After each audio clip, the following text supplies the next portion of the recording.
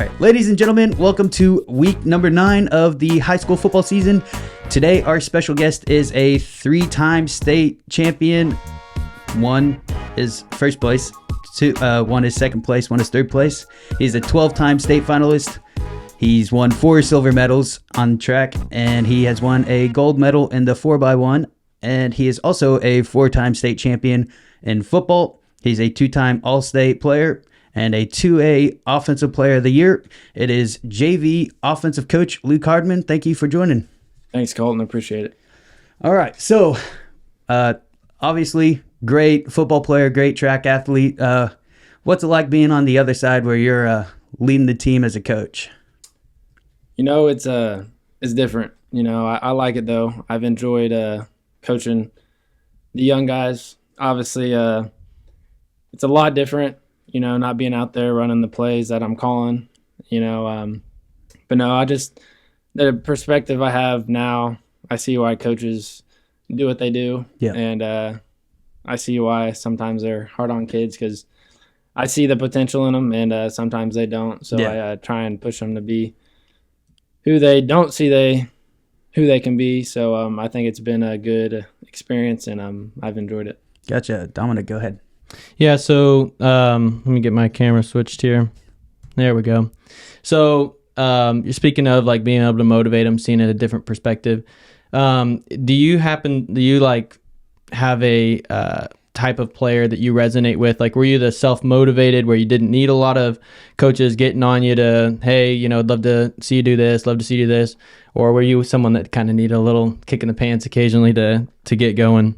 Yeah, you know, there definitely was times where I was self-motivated, but obviously there were times like for example, when I'm now the JV coach, you know, the JV grind, you know, having a game on Monday and then coming back to school that next day and coming to work, coming to practice. And it's always nice having that coach to, I don't know, pump you up, cheer you up, motivate you to kind of get going. But no, there's definitely different types of leaders. You know, there are some leaders who don't talk. They just they show by their actions, and then there's also those who like to talk, almost talk too much. But, yeah. But no, it's been good, and I think it's been good just seeing some of the kids, younger kids especially, become leaders as a player and on and off the field, you know, so I think that's been good. Yeah. So I have a follow-up, if that's all right. Yeah, so I think it was Carson that asked this question about being prepared for leadership. Is that who I asked that to? Okay, I was pretty sure. So I basically asked him, like, how the Lamar football program, Lamar High School, helped prepare him for adult life, manhood, adult responsibilities, those kind of things. And so got, you know, a player's perspective, but I'd love to hear your perspective on that same question, just because you're further down the road and be good, so, you know, something for them to see and say, hey, that actually did apply in your life. Or maybe there's things where you say it's great, but it doesn't do everything. And so here's something to look forward to. Yeah. So like I said earlier, I always, as a player, I thought coaches were just being hard on you, just to be hard on you. But as a coach, you know, like I said, you see the potential in them, so you can hold them accountable. And I think that's been big just in life in general, because, like, as a player, a lot of the life lessons you learn, you don't really see until you get in the real world and you start to, for example, time management. You know, you got to get ready for practice. You gotta set time away for homework. You know, so I think time management and just holding each other accountable. You know, that's a big thing. So yeah, I think just seeing the perspective as a coach, and not necessarily as a player when you're playing, but now I see it coaching. You know, I see why coaches were being hard technically, or being whatever way they were that day, just because it really resonates for those who don't see it as a player, but obviously later on in life you understand why they were really doing what they were doing. Yeah. Yeah, so obviously a talented athlete in high school, and obviously went to college for both football and track. How do you think that helps with you coaching the kids, knowing how to make them coachable?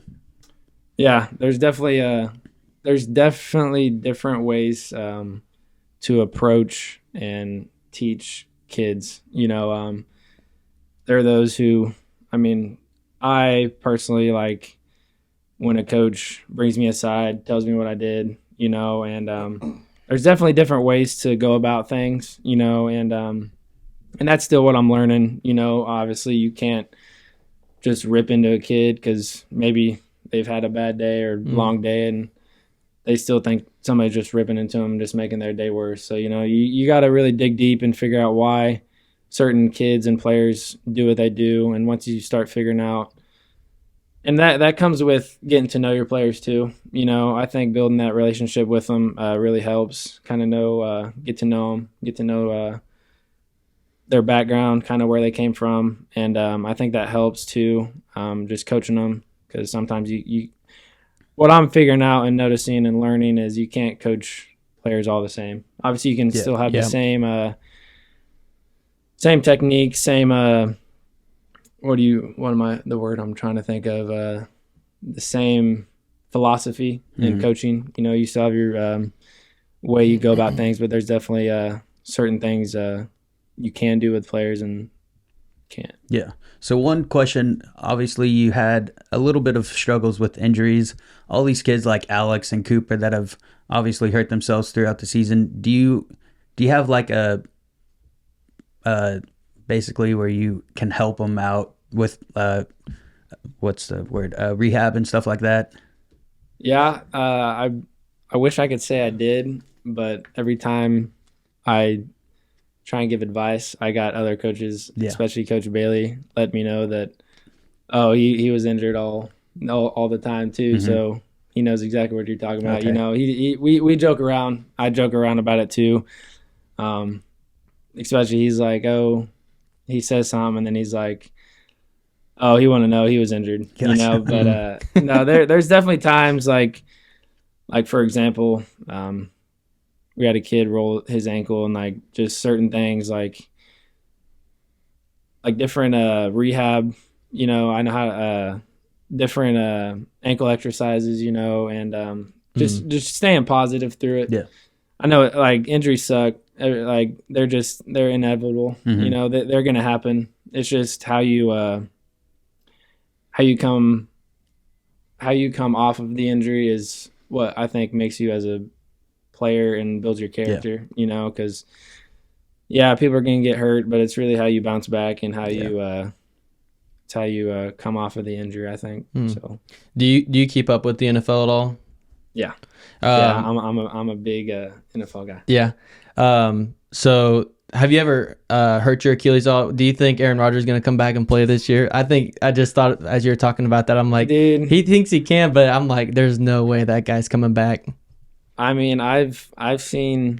haven't seen miracles happen, but he went into that. he takes some ashwab or I don't know what he did. He went in some dark room. Yeah.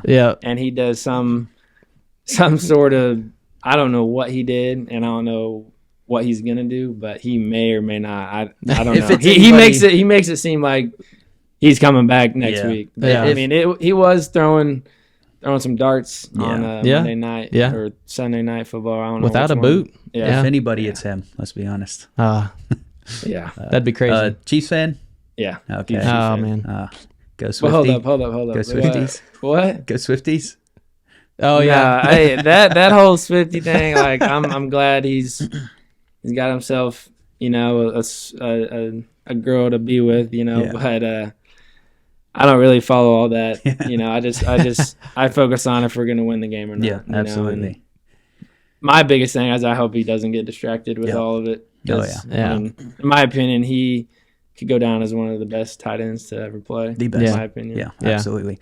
Let's transfer back to high school and bad. What is from Friday night? So like we have a game Friday night. What does your week look like starting from Saturday all the way to Friday again?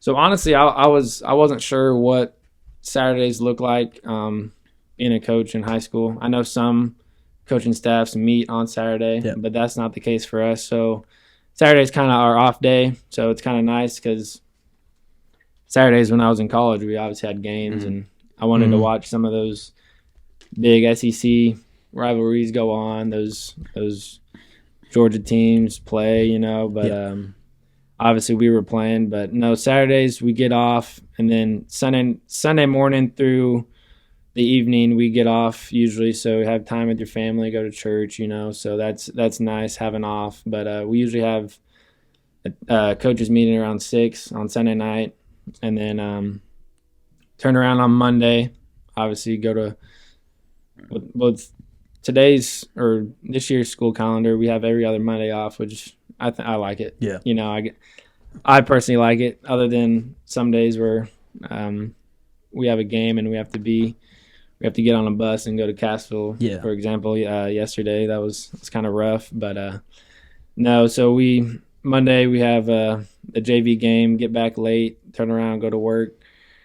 That next Tuesday work day. Wednesday is kind of your polish day, kind of team day, and then Thursday just a walkthrough team meal, which I look forward to. Yeah. I always liked in high school.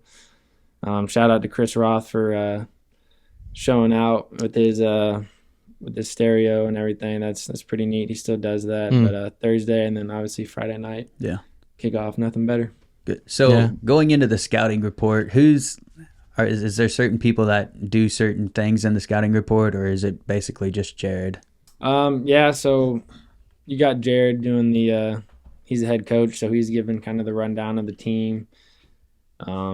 He's going through the offensive scheme, blocking sheets and whatnot, and then you got Coach Wilk. He's got the defensive script, kind of who their guy is, who they go to, formation rec, all that, and then you got Coach Bailey with the special team, so he kind of goes through all that. But that's another thing that's been nice. I haven't had to do much for the scouting reports. So there you go. Yeah. So you're over JV.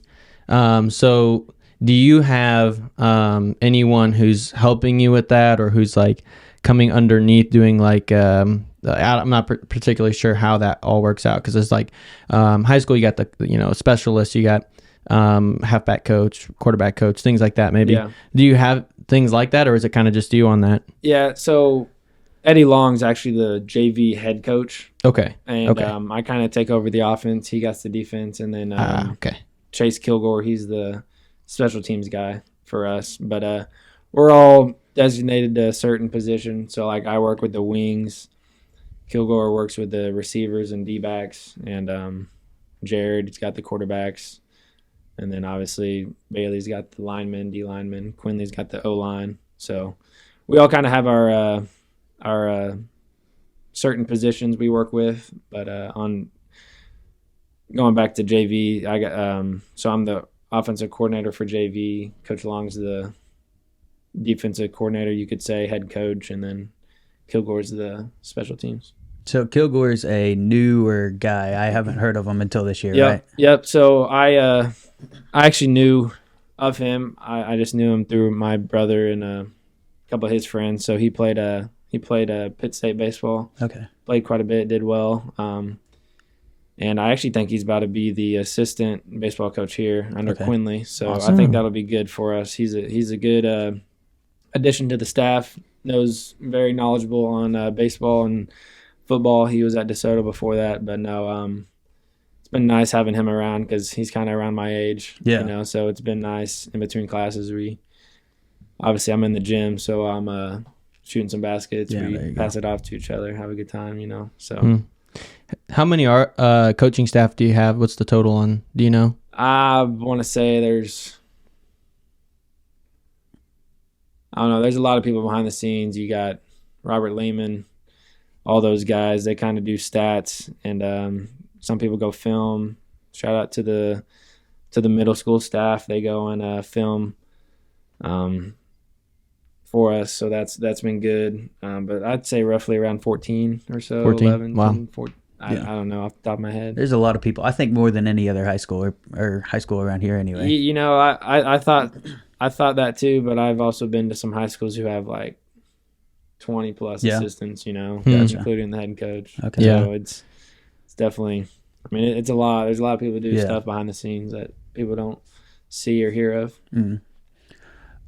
So let's talk about this game coming up with it's Hollister, right? Yep. So what's the overall atmosphere like for the coaches into this game? So I mean, we take every game like it's any other normal game, obviously.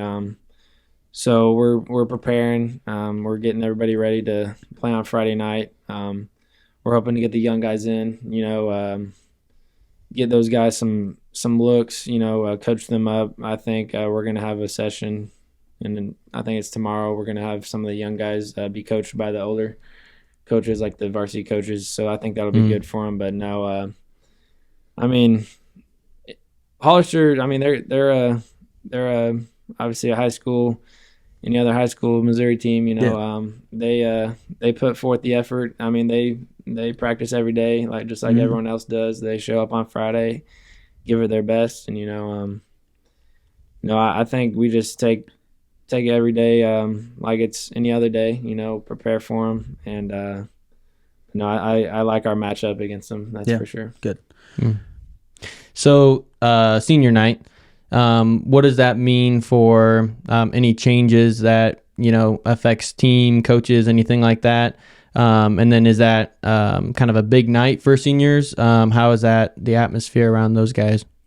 Yeah, I think it's a good thing we do senior night. Everybody does senior night. Recognize those who've been in the program for so long, and some that haven't. That just want to be a part of it and contribute. But no, I think it's good that we have this, and I think nothing. Like I said, nothing changes. We don't really want any distractions throughout the week. We kind of, I know as coaches despise homecoming. It's good for everybody, but there's so many distractions. Yeah. We just want our guys to focus on the game. Yeah. But it is good seeing everybody come together, recognize those kids who put in the work. Day in and day out. A lot of people don't see it in the summer. A lot of those guys put in many hours of working out, filming, all that. So I think it's good to recognize those who are in the program and continue to be in the program. So I think it'll be a good night. Yeah. So seniors, we've got how many seniors do we have this year? That's a good question. That's another thing. Like being down there at the JV, there's a lot of some things I don't really. You're focused on the younger crew, kind of what we're working on, just to developing those kids. But there's a handful of them. Yeah, for sure. Good group of kids. Good group. Yeah. So being the developing coach, does that put a little bit of pressure on you to kind of feed them into Jared's offense and stuff like that? Yeah, there definitely is, because obviously there's gonna be some blocking schemes. Some of our kids we're not teaching yet. We're just kind of teaching the fundamentals and basics of the blocking. So there are sometimes they don't know some things, but that's obviously on us that we haven't taught them yet. But we're just developing, you know. So I think for the most part, I think it's good for us just to see where they started and where they are now. I couldn't tell you one kid who hasn't improved this year, and I think that's been our biggest thing, is just taking it day by day, improving each and every day. But yeah, it's almost, I can't remember, I think it was Quinley who says it. He makes them, they take them. Yeah. So we make them, and they're taking them for the varsity, which that's good. We don't if they're too good, they shouldn't be down on them, So it's a group effort at the end of the day. It is, and they're all developing. They're all doing a really good job, and I think it is cool seeing those younger kids become better and better every day. So yeah. So did you grow up playing youth football? Yeah. So I want to say it was because I was on the Eagles. There we had a Nevada little, I don't even know what, it was a Nevada league. So we didn't even have the youth football. And I think my fourth grade year is when my mom, she helped start the youth program here. She was she had a big she was big in that, you know, and but yeah, I played all throughout my 3rd through 6th grade year in youth and middle school, obviously, and then yeah, I've been playing football ever since I was little. Yeah. Shout out to 4th grade back when we were teammates. Yeah. I was riding the bench. Hey, There you go. If some of you guys don't know, I actually graduated with Colton, so we were classmates. Oh yeah. Yeah. Good old days. So we talked about this a little bit too with some of the other guys.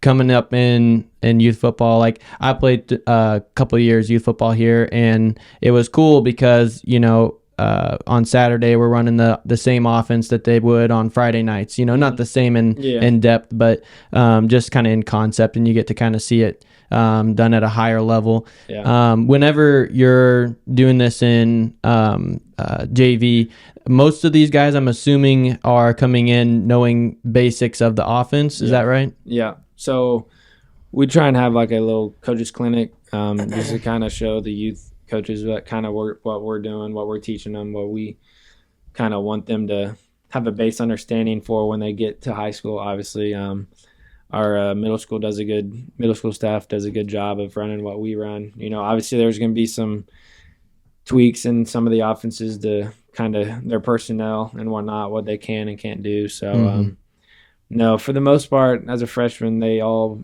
are pretty well aware of the offense that we're putting on the field. But yeah, I know when I was in high school, it's a little different, but we're trying to bring that spin back. I don't know if you guys bringing that back. I know Coach Bailey likes that. Him ground and pound, five and a smile, you know. So yeah, I think for the most part, a lot of our younger kids have a good understanding of the offense coming in. So Yeah, you're talking about going back to the spin offense, but man, there is nothing more electric than watching Alex throw a 60-yard dot. Yeah, no. Then that was one thing, like going to play at college at Pitt, you know, like we'd run it only on first down. Yeah. You know, and then we'd just pass it, and chuck and duck is what they call it, you know. So yeah, it's definitely electric when you got the players to obviously throw the ball and catch it. You know, that's nice. I think it adds a dynamic to the offense, and I like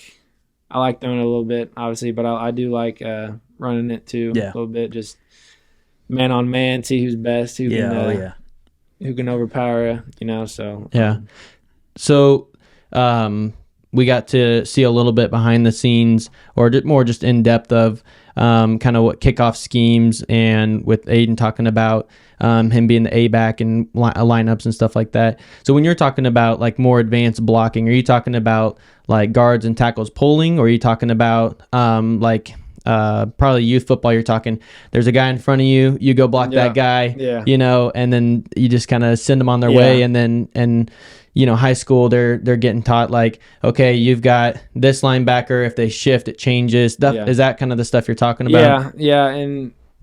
Yeah, so at that youth level, obviously you just want to block the man in front of you. You know, they ain't that's simple. They ain't learning no bull calls, or like if say they line up in a 3 or 4 front, they're not knowing even what that is, you know. So they're not obviously if you got a man in front of you, you can't pull, you know. So they're not knowing that high of IQ of football yet, but just understanding kind of the 4 and 3 front for our O-line, and kind of recognizing it once they get up to the line to give them the authority to call that, you know, as a center and guard, to figure out who's pulling, who's not, and whatnot. So yeah, that's the higher of IQ that we trying to teach them. As we get towards the end of this interview, are there any future plans for maybe head coaching somewhere? Or I know this might be a couple years out, but with Jared being so young, any plans on, or just sticking around here for a while? You know, that's a good question. I haven't thought of. I personally don't want to be the man in charge. You know, because I don't know. Just I feel like doing good or doing wrong, you're still gonna get, and you're the head guy, so you're gonna get your head bit off Yeah. by whoever either way. But no, I haven't thought that far. I enjoy what I do. I like where I'm at, and I think right now I'm pretty content on where I want to be. Obviously, sticking around. I mean, that's for the future. Yeah. You know, I haven't thought that far. I kind of just take it day by day. Gotcha. You know, so yeah, haven't really thought that far yet. Gotcha. Yeah. You have anything else? Nope. Okay. Yeah. The last thing I was thinking of is I know I think it's basically, I don't know how long it's been done for, but pretty regularly after I think every game that meeting in the middle, praying together, and then just kind of having that sense of like, even if it was close, even if you didn't have the outcome the way you wanted, we're all still guys on the field, and just kind of having that. It's almost like not as the same, but like an extension of the brotherhood idea. Like we're all still kind of in this together. Have you made like friends from other high schools through, playing against them? Like, hey, that guy kicked my butt. I want to go chat him up after the game or something. Have you made any friendships like that? Yeah. Actually, my college roommate. So he was at Monette at the time. We graduated together, but he was at Monette. And it's a little different being on the winning side of things, and you get about to go over there and you only had 2 times that you didn't. Yeah. So I don't know what it would feel like, honestly, after a game to go up to somebody who just kicked my butt by 35. Yeah.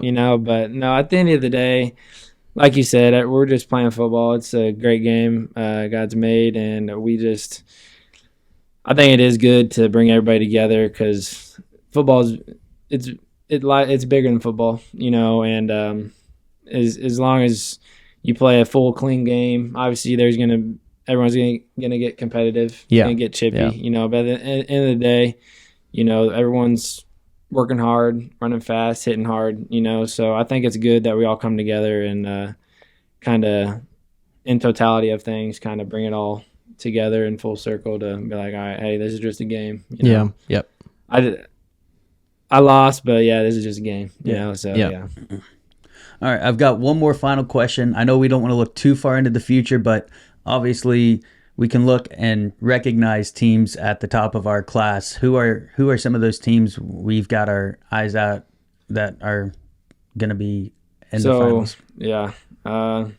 Biggest team comes to my mind is East Buchanan. Yeah. They got a good team.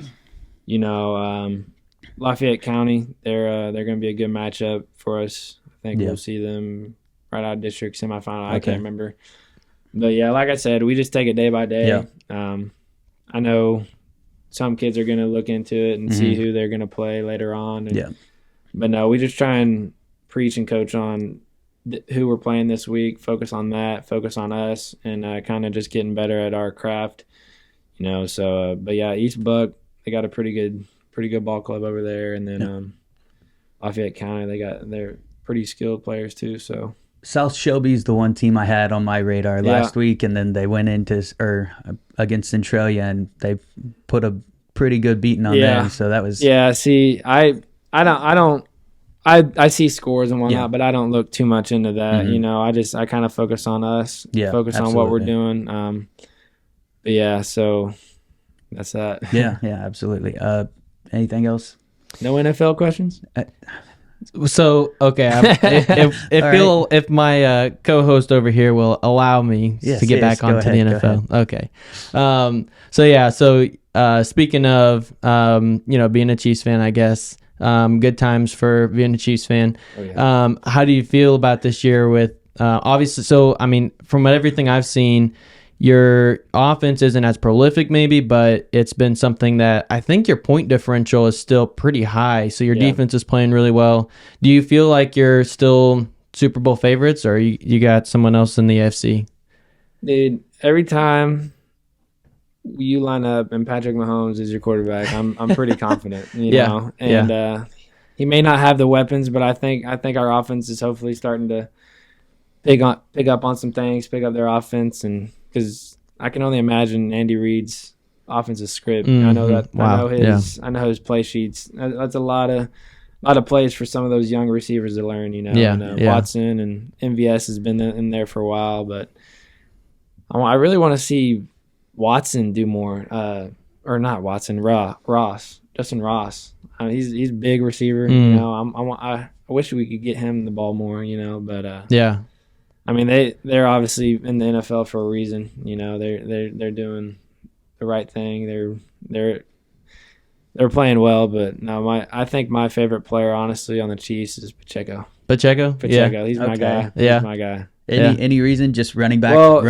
Running back and a guy I played with at Pitt, he's actually good friends with him. Oh, Oh, nice. Awesome. So once he got drafted, he was like texting him and like sent him a Snapchat of like That's me it. and him, and Yeah. he's like, "Yeah, man, just got drafted." I was like, "To the Chiefs, you better win. Yeah. Better win a Super Bowl, Yeah. So Nice. Yeah, that's crazy. Any other like crazy people that you've met? Like obviously Lamar, kind of a small town, but I've noticed we've kind of got some popularity between TikTokers. Obviously, the president, and yeah, we've got a couple of D1 athletes that have come out of Lamar. So yeah. I mean, Tabakian. This kid, Luke Tabakian. He's a high school student, but I guess his brother is like also TikTok famous. Okay, and he was yeah. telling me about it. He lives in LA, but Hmm. yeah, I don't know that whole. I don't know. You make one video and you go viral. I guess you're living in Hollywood Boulevard for a while or something. Yeah. Well, we looked at one day looked up, I don't know, just some random website, like the top 13 people that had listed of famous people in Lamar, and so like out of the top 10, like 6 of them were probably like Wyatt Earp's family, basically. Yeah. But was it Mike Kelly's 13? Yeah. So our goal with the podcast is to supplant Mike Kelly at number There you go. 13. There you So go. But I didn't see anybody like Tabitha or anything like that out well, up that's there. true. So yeah, You'll- it must have been you'll an old probably people be- website. Yeah. yeah. Well, any other questions? Any final thoughts? Do you I have mean, any final questions for Yeah. us? Yeah. Um, He's a Giants fan. yeah, so. I was gonna say before you Oh, start okay. asking me about the Chiefs, We don't got to talk about that. It's not a great year Hey, for that. you guys put up a good showing against the Bills. Honestly, Was that holding at the end? oh yeah, did you watch that? Yeah, I do. I mean, it's so hard to tell. Like, obviously, once you slow things down, obviously it's gonna be more exaggerated and you're gonna see it more. Yeah, But, yeah. But it was a maybe- hold. Yeah, Yeah, I mean, he was. offensive coach bias. Yeah, it yeah. wasn't a hold. If you play at full speed, obviously that's a tough. Yeah. It's a tough. But I mean, it's just. I mean, if you've been calling it all night, I don't know if they have. I didn't watch all the whole game. But if inconsistent. you've been calling it all night, you got to call it there. If you haven't Yeah. been, you can't call it there. You Yeah. know? Well, I mean that's a hard call to make. Yeah. In that stage of the game. Yeah. Yeah. Especially with all the critics that they have, Yeah. where the refs are controlling the game, and then they don't make the call, and they're like, why aren't the refs calling it? So Well, yeah, they had just given us a call to get us on the goal line, basically. yeah. So they had just given us a play. I think the clock had expired at that Yeah, point. it was so untimed down. yeah, so it was. I mean, they were not like trying to control the game, Yeah. but I mean, he couldn't get his right arm. He couldn't left arm something. He couldn't get it all the way up even. So honestly, I though, do know Tyrod Taylor's better than Daniel Jones from that. Actual. I was surprised. I was surprised we were in the game, honestly, but it was one of those where it's almost like a more heartbreaking loss, because you go into the game like, There's no way. there's no way we'll win this. We'll get blown out. And then like fourth quarter, you're like, I don't even want to have hope right now because Yeah. I know how it's going to end. But yeah, it's been a tough year. Well, Tyrod Taylor, wasn't he like a starter? He was a He starter was a for starter the Bills. Yeah. until he got punctured. Oh, by yeah, his for the surgeon Chargers, or yeah. something. For the Chargers, he got his lung punctured, and then he was and out. Now Poor guy. he's been a backup ever since.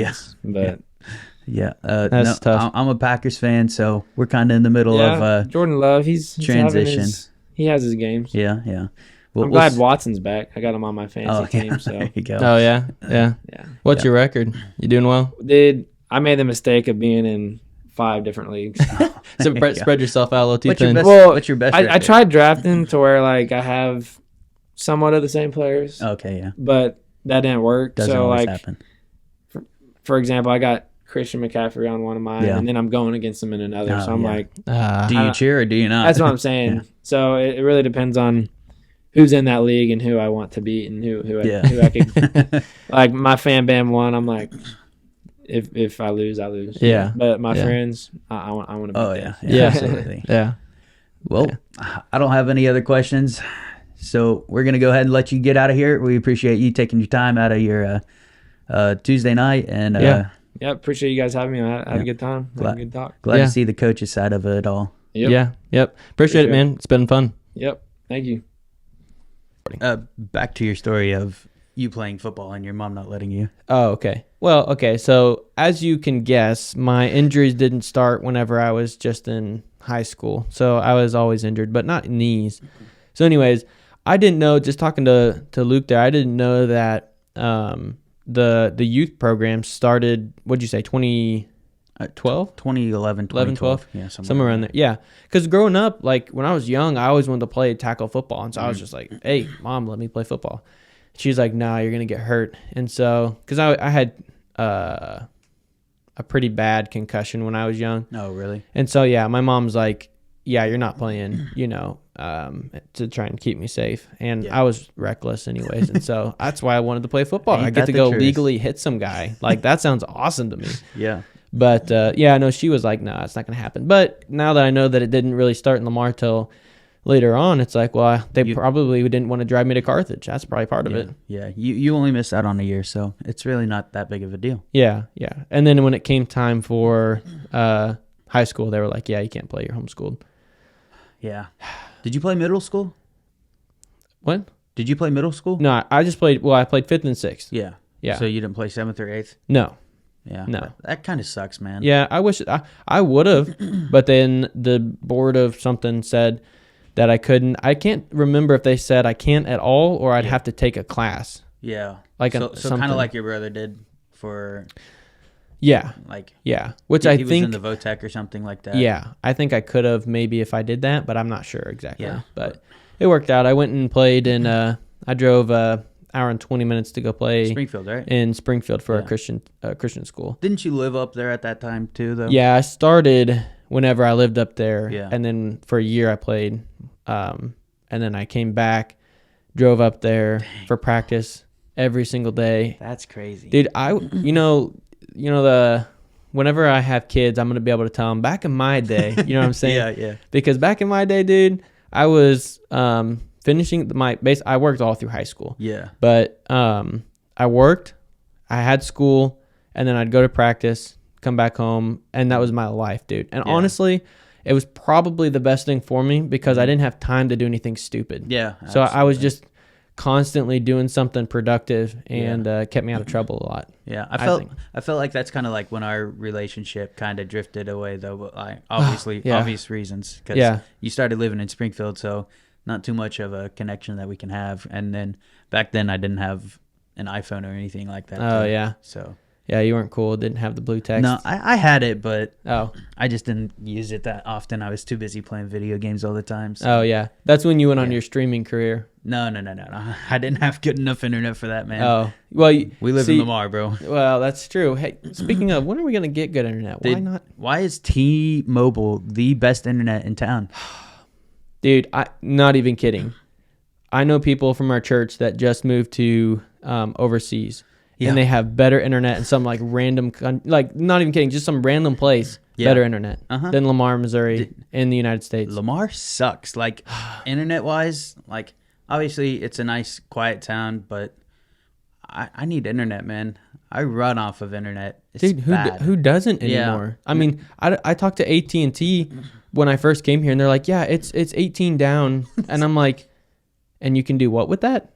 Nothing. Like check. They're like, oh, you can play video games online and check your email. And I'm like, And stream. Who lists checking your email anymore? Like, bro, I have to check my email every day, bro. I know, but that should be like a given. Granted, at the courthouse, I have 100 down. Yeah, because you guys have fiber at the courthouse. Yeah. The square has fiber, but that's it. Yeah. So, but we're really close to the square right here, so there's right there. So just dig down a little the road. hole. Yeah, Just drag the wire yeah. and give me fiber. I mean, I'm down, Yeah, like, but I'll pay $100 for fiber. I would pay $100 for fiber. But now I currently pay $30 for T-Mobile, so it's nice. Because you have I have the their phone service plan now. Yeah, it's nice. Yeah. But anyways, that's my terrible tales of my youth. My mom not letting me play football, and worked out for the best, I'm sure. Yeah. You want to hear my terrible tale? Go for it. Third grade, obviously played with Carthage, like I mentioned earlier. Oh yeah. And then fourth grade, moved to Lamar. Huge change, and then I come into a system that's brand new, and then coaches. I didn't have a coach, or my dad as my coach that year, so I didn't really get playing time. I'm gonna be honest, probably best thing because I sucked. Oh really? There was one time. What position did you play? I was wide receiver. So were you fast? No. I wasn't fast. I didn't like football. I played it to be cool. Well. And there was this one game I remember playing where me and this guy, it was a run play to the right, and I'm wide receiver out left, and I blocked this guy, and we were just standing there doing a sumo match, back and forth, and the ball's like 40 yards down the field, and me and him are still just pushing each other. I'm like, hey. What am I doing? Why am I not down there? So I throw him to the side, and then I run down, and then I'm on the bench next play because what is this kid doing? But yeah.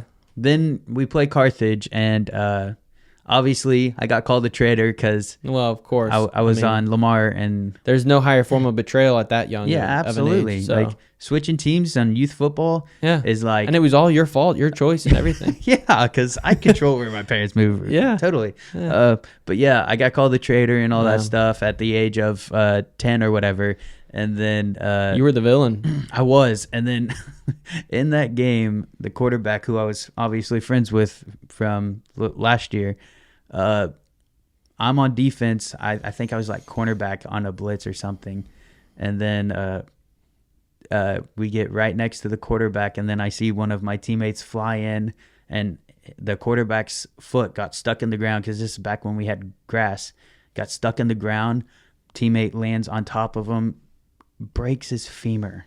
Oh, breaks it. And like a fracture pop. Or like it didn't compound, but it he had to get a rod put in his femur. And how old was he? This is fourth grade, 10 years old. Oh. And did he come back to play at all? I don't have any. You need to check idea. on this guy. No, he's still alive or something. Well, I mean, I'm sure he's alive, but is he traumatized? I mean, does he need counseling? I don't know if he was traumatized, but the guy that was me, bro. Okay, this is your trauma story. Yeah, okay. Like I was right there, and then I watched this guy jump on top of this guy. I hear a pop, and I'm like, "What is that?" And then I see the ambulance or the people come with the stretcher, and I'm like, career what over. Is this? Like, that's my best friend. And then that happened, and then I'm just like, I can't do this. Like, I'm not suited for it because that's when you went baseball. I'm always the softy guy. Like, I'll be honest. I hate hurting other people, and it's not. Yeah. And football is all about like being the stronger person, and I don't have the desire to be, like, obviously. Yeah, I know what you mean. Yeah. I don't have that desire. I mean, I feel like there's some people who are like the contact, the physicality of it, you know what I mean? But then, I mean, I don't know of many people. There's some, I'm sure, but I don't know many people that would like to like go and crack somebody's leg. So I'm sure that's traumatizing that young. Because like for me, the worst injuries I ever saw were like, rolled ankles, torn ACLs. And so those aren't like as traumatizing, as like some of these others that you're talking about. But the strongest bone in the body to snap at the age of 10. Yeah, that's rough. Right in front of me. That was something I couldn't do anymore, especially it being one of my friends from the past years. So. Yeah, sure. But yeah, obviously I enjoyed baseball a lot more, taught myself pretty much everything I knew from that. So I didn't really have the desire to go out there and learn football. Too much contact and nothing I was ever enjoying. So yep. All right, so let's preview. This isn't the start, but we're gonna preview Hollister. Hollister. Okay, I played against Hollister. Did you? Yeah. They Did you win? Oh yeah. Okay. Yeah, they were terrible. They're horrible. So Lamar's in the state of Missouri. Each team has a rank, and so we were obviously ranked like really low in the state of Missouri. But before you continue, is your team still a thing? Yeah, Lighthouse Christian Chargers. Okay. Yeah, so they're part of a it's a National Homeschool Football Association, and so we were always ranked top 5 in that. Okay. So as far as homeschool teams went, we were pretty high. And my first 3 years, that included some private schools too. Whereas my final year, they said that a private school was not a homeschool, because we started to get like some really big Catholic schools where they had they could choose, the best players in their area and stuff like that. And so we would have a really hard time playing with them. But so we played Hollister, we played Central High School in Springfield. Wow. Beat them. We played at their home field, and I almost guarantee you their turf was laid on bricks. It was the hardest field I've ever played on, and it hurt so bad to fall. And so it was miserable. But we ended up beating them. We beat Hollister. We had a decent team for my time there. But yeah, Hollister was never a big threat. So I'm looking at them right now, and oof. Yeah. Definitely not reminiscing of your times. They're 1-5. Yeah. Yeah. So yeah, Luke was. I mean, he had a coach's perspective. Next game, but yeah, we have we have facts, and we're gonna go by the facts. We're gonna go by the stats. Yeah. And Hollister's not that team. The year that we played Hollister, trying to think, I was injured, so that gives me 3 out of my 4 years. What years did you played 17, 18, right? I played 16, 17, and 18. So you played East Newton too. Yeah, we played East Newton. We beat Jasper. them. You beat Jasper. Oh my gosh, guys, you kind of did it. Yeah, I mean, you were 9-4. You played 13 games. Mm-hmm. Yep. We went and you went to Florida one year, right? Florida. Yeah. Every year. That's National Homeschool. It's in Florida. Okay. Near. I don't know if it's in Panama City Beach, but it's somewhere near there. Yeah. I loved it, dude. I mean, can you imagine getting to play high school football, then every year in November you get to go to Florida? Yeah, that's great, I'll take bro. that. I mean, they get to go to Columbia. That's their championship game, Yeah. It's good. You get to go play at Mizzou. We get to I'm go to going Florida. To Florida. Yeah. And I'm just a homeschooler. Yeah, so, yeah. That's great. And Dude, everybody goes, humid. or did you have to win quite the team? Yeah. The group.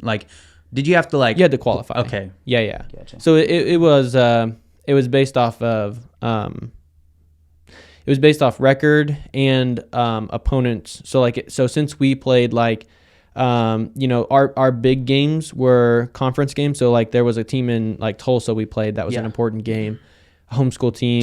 Tulsa Noah. Yeah, that was a big game for us always. You guys lost. Yeah, they were good. Some years. So there were some games that were really important. Like the Central game, that was a good measuring stick game. They weren't the best team, but they were a big school. And so to be able to go in and beat them was, Back then they were 0-10. Well, yeah, they were not good, but still felt good beating a big school. Oh yeah, because Springfield, they're not a tiny school by any means. No. They have a really good swim team. Really? Yeah. They've got some pretty good individual swimmers. Okay. But definitely know them by that. I don't really recognize any of these teams. Like Tipton, I've heard of them. Yeah. They were a mediocre team back then too. So yeah. We played some decent teams. We were like the team that we hardly. There were some games that were close, but a lot of times we either blew someone out or we were destroyed. You know what I mean? It was kind of no in between. So it was. There were some close games in there for sure. The 2018. So your senior year. Was rather good for you guys. 9-3. So.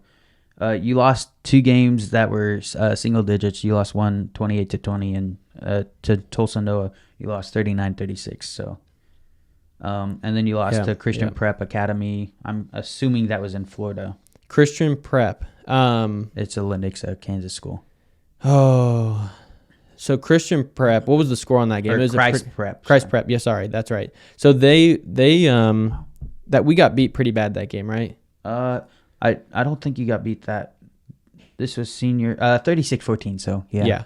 So I got a concussion that game, and that. So when I was talking to Aiden about getting hit in the ear hole, on kickoff. Is so that was that? Kickoff return, and I'm not kidding. There was probably like 2 people on their team that were smaller than 6 foot and like 200 pounds. They were huge. Their whole team. Anyways, this guy came running down the field. I looked back to make sure we secured the ball. Next thing you know, I've been drilled in the side of the head. Yeah. Oh, it was awful, dude. It hurt. Yeah. So, your playoffs, did you play, like in Florida, did you play 2 games, 3 games, or? So in Florida,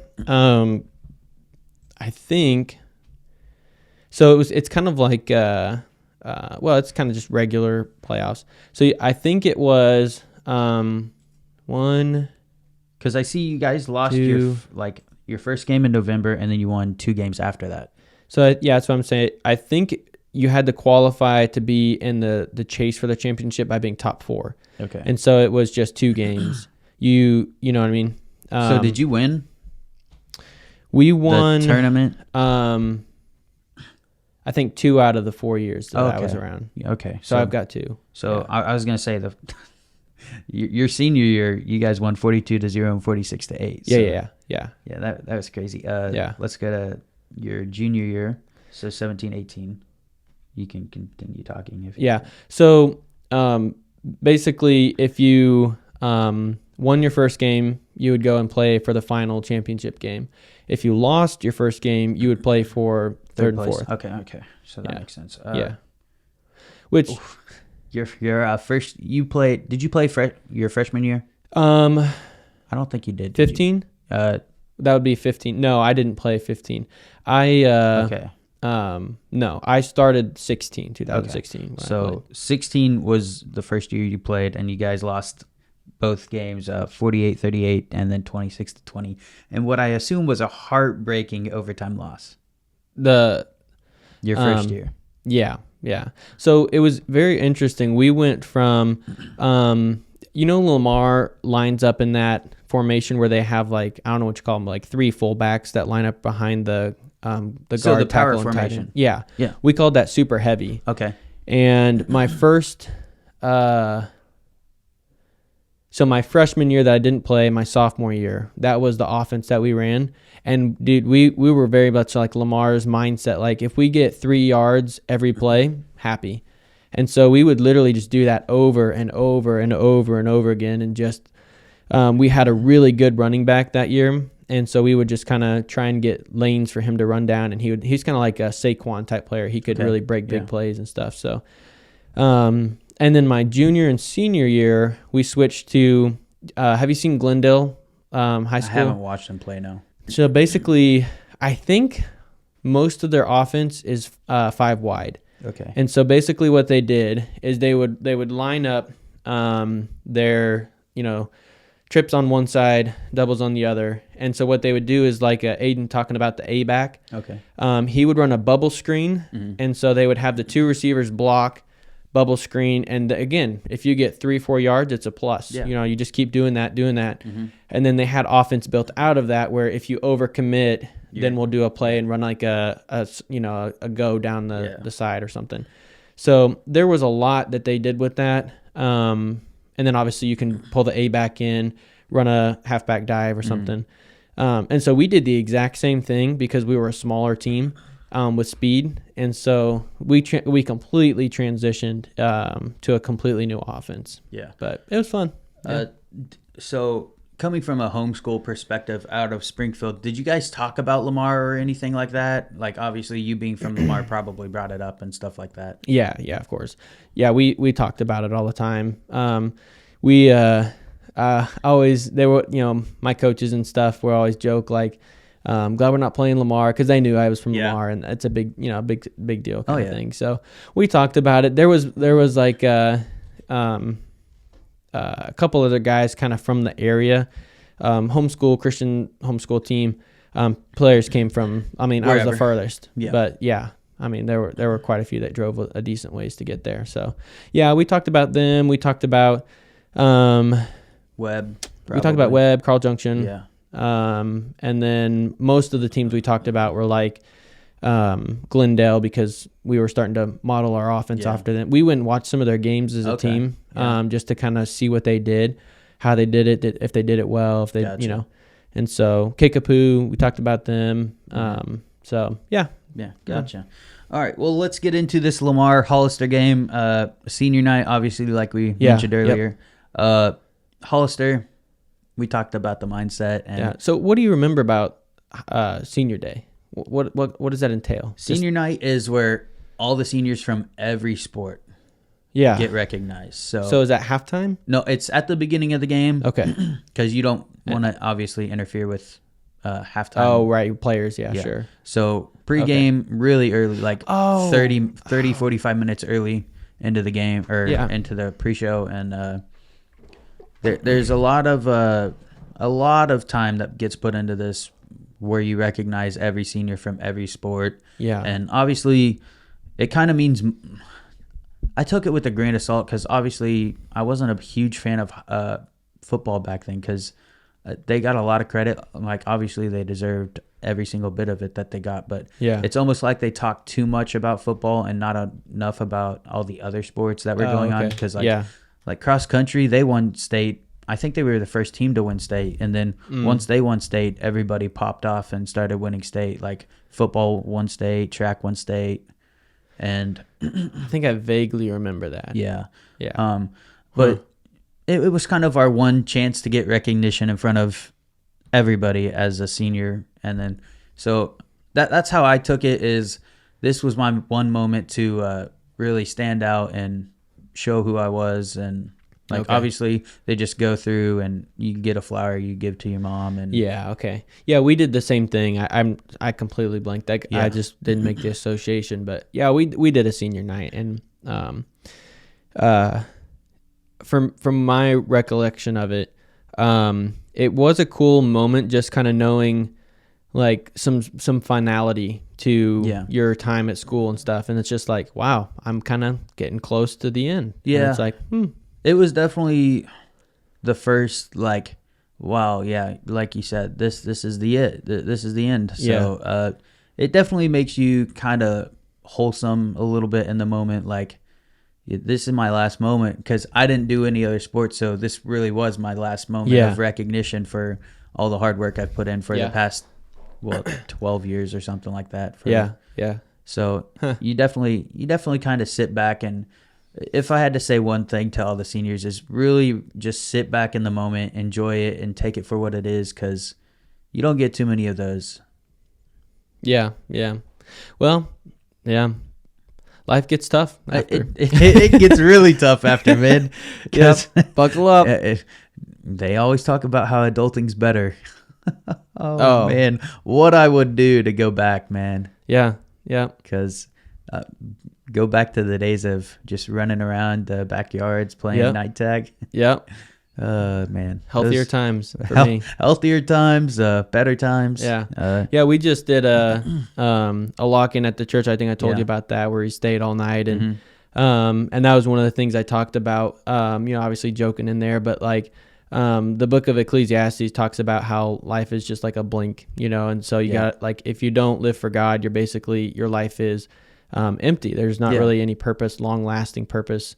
And so anyways, that's what I was telling him, is like, there's a reason why old people go back and they'll either relive their glory days, try and relive them through their kids or whatever, or they'll go back and say, I wish I would have done it differently. And they're basically proving that same point. Like, it goes so fast, you know what I mean? And so, like, if you're a senior, just enjoy that moment because it's going to be gone pretty quick. Oh yeah. It'll be gone before you know it. And then you're going to hate going to school every day. But there are some days where I was like, man, I really wish I could go back, because I miss those days. But you know, you got to move on and get past it, because it happens. It comes and goes, and and it's not all bad afterward.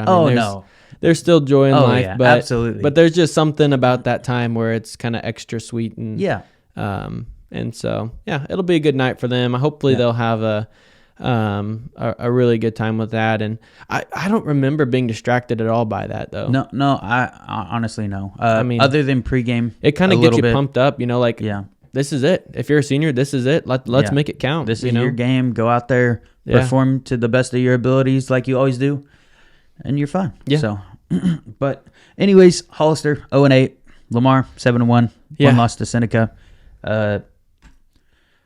We're coming off a huge win against Cassville, and if we take a look into Hollister's schedule, they lost 44-6 against Cassville.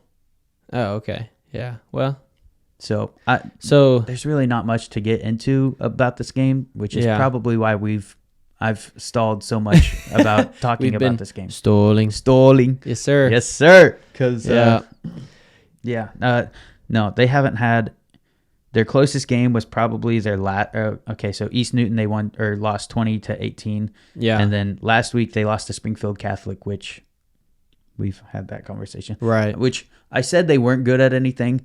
I was going back through the track stats, looking at Luke's history, and they've got a pretty good track. They had a pretty good track team. I don't know how it is now, but okay, so I want to retract my statements there. They've got had a good track team. Yeah. So, but they lost to Springfield Catholic 18-7. So Springfield Catholic has a win now.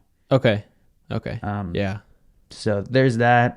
There's really nothing to talk about. Like, I mean, the only thing that comes to my mind in these kind of games is like, obviously you're not concerned. Like, even if you played your worst, you're not super concerned about it.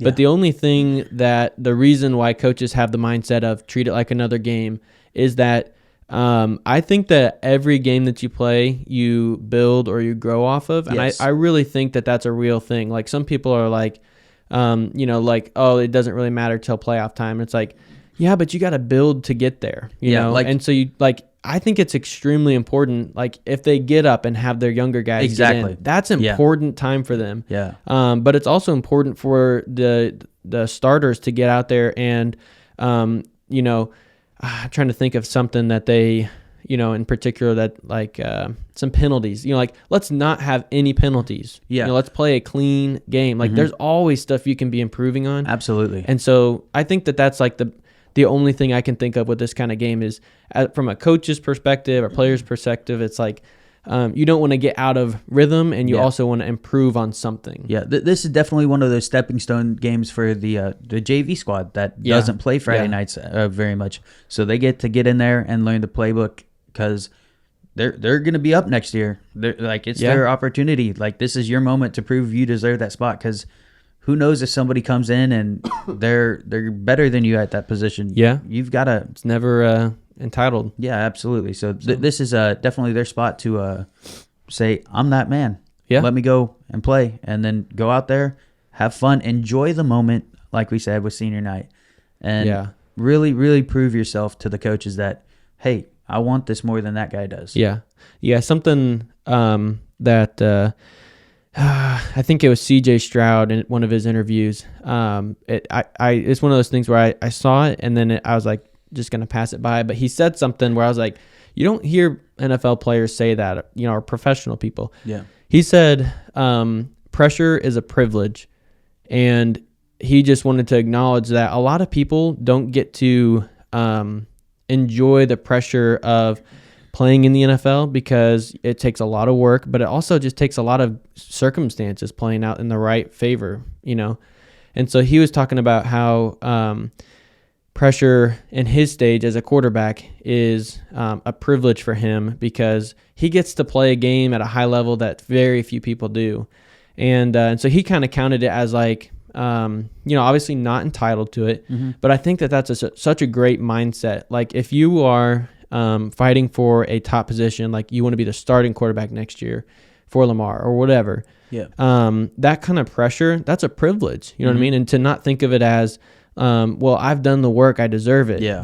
I really love that mindset. And I think that's something that sports teaches really well if done right. I think that there's a really good opportunity to learn. There's always someone behind you who wants your job. And so that pressure, it elevates your game, and it's a privilege. Because it's a sign that you are in a position that nobody else can be in. Yeah.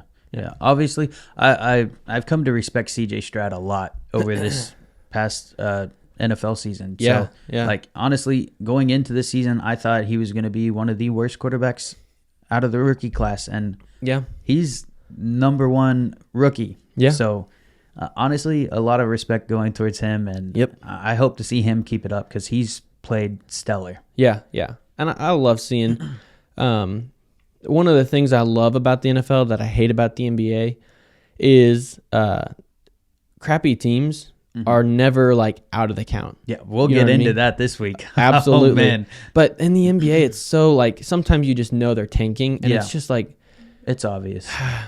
that and load management. That could be a whole segment. But Yeah, well, we don't want to get into that yet. We'll we've wait already till, been talking forever. Yeah, we'll wait till the NBA season Yeah. gets underway. Anyways, let's talk. Before we get into our review, let's go to the ESPN app on my computer. Let's talk a little bit of baseball. Obviously, my favorite sport. Yeah. Happy birthday, Bryce.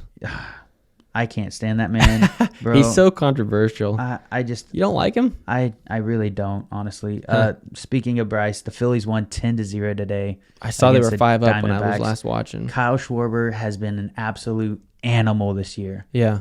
especially the last So- couple days. Was that the second home game? Yes. So still undefeated at home. 7-0? Something like that. Yeah. Both teams, the Rangers are up 2-0 against the Astros. Let's go. And then the Phillies are up 2-0 against Yeah. the Diamondbacks. Yeah. You think Philly's good enough to go the distance? I really hope not. I like the Rangers a lot.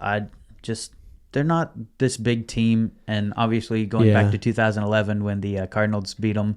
Yeah. And the game 6 and all that. So like I kind of have a deep spot for them where I kind of feel bad for them because Don't do that. I told you I'm a softie, man. And so like I just want to see them get out there and win one. And they've got a bunch of good players on their team that I Yeah. like Corey Seager, Marcus Simeon, Jacob deGrom, Max Scherzer, I think is on that team. A lot of good baseball players Yeah. on that team for sure. So Yeah. honestly, my predictions before this, it wasn't really a prediction. It's what I wanted. I wanted the Rangers and Diamondbacks to go at it. Because okay. both of those teams are teams who aren't necessarily big market. Like, obviously, the Rangers are probably a big market now with the trades they've made.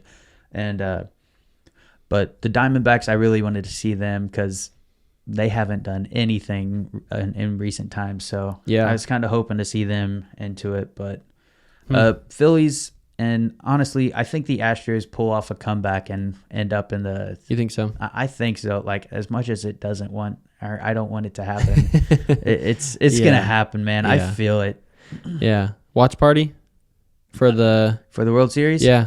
You know, Are they gonna since it's not the Cardinals? Do they still play it at the?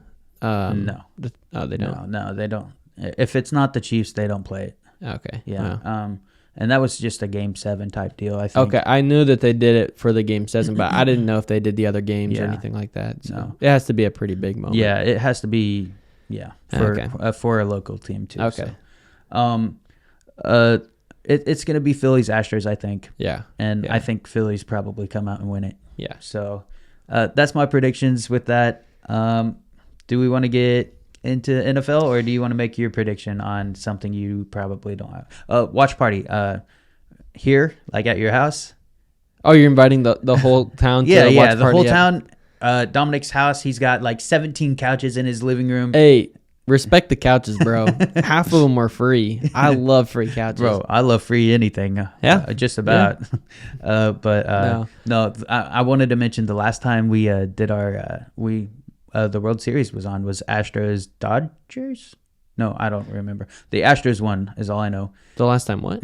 The last time the World Series was playing, you got beat by me at wiffle ball, and then we came over bro. here and we watched some World Series. Bro, literally, I don't think I've ever beat you once at a game of wiffle ball. Bro. Not even a team game. No, I doubt it because I am such a stud. Dude, I suck at wiffle ball. Yeah, I can't pitch. That's really what I it can't is. hit. I'm not that good. You just suck that bad. Well, I mean, you're not like as far as average people go, like you're pretty good at it. Yeah. I mean, Yeah. But so anyways, it's rigged. let's get into the NFL. Yep. We had the London game where the Baltimore Ravens took on the Tennessee Titans. The spread was where are we? -5 for Baltimore. Yeah. And they covered 24-16. Yep. So we both had Baltimore in this both one. did. We don't trust Ryan Tannehill, and Derrick Henry hasn't been the same this year. No. He almost had 100 yards this week. He played pretty well off of 12 carries. He had 97 and a touchdown. So he's starting to return to form. The Baltimore Ravens have to get somebody to run the ball other than Lamar Jackson. So I saw this as a trade proposal, right? The Giants trade Saquon to the Ravens. We get a little something, drop his salary, obviously. Yeah. They get an electrifying running back to For go like along a with. fourth-round pick or something like that. Well, hopefully second, I would say. He's leaving after this year, so. You think? I mean, if they'll pay him, well, Dobbins, I guess, will they're come not back. Gonna pay him. Yeah. I'm talking the Giants. The Giants wouldn't pay him, so. Oh no. Yeah. So you're just trying to get anything at this point, and I don't think they're giving up a second-round pick. Well, maybe. Yeah. Yeah. But anyways, we both had Baltimore there. The next game, we're gonna try to go through some of these quickly. Yeah. This one, you got me on this one because Washington Commanders took on the Atlanta Falcons. Bro, why are you believing in the Falcons? Because of this stat right here. Okay. 24-16 is the score. Mm-hmm. The spread was Atlanta 1.5. This pains me. How many first downs do you think Atlanta had? Oh, I don't know. 25. How many do you think the Commanders had?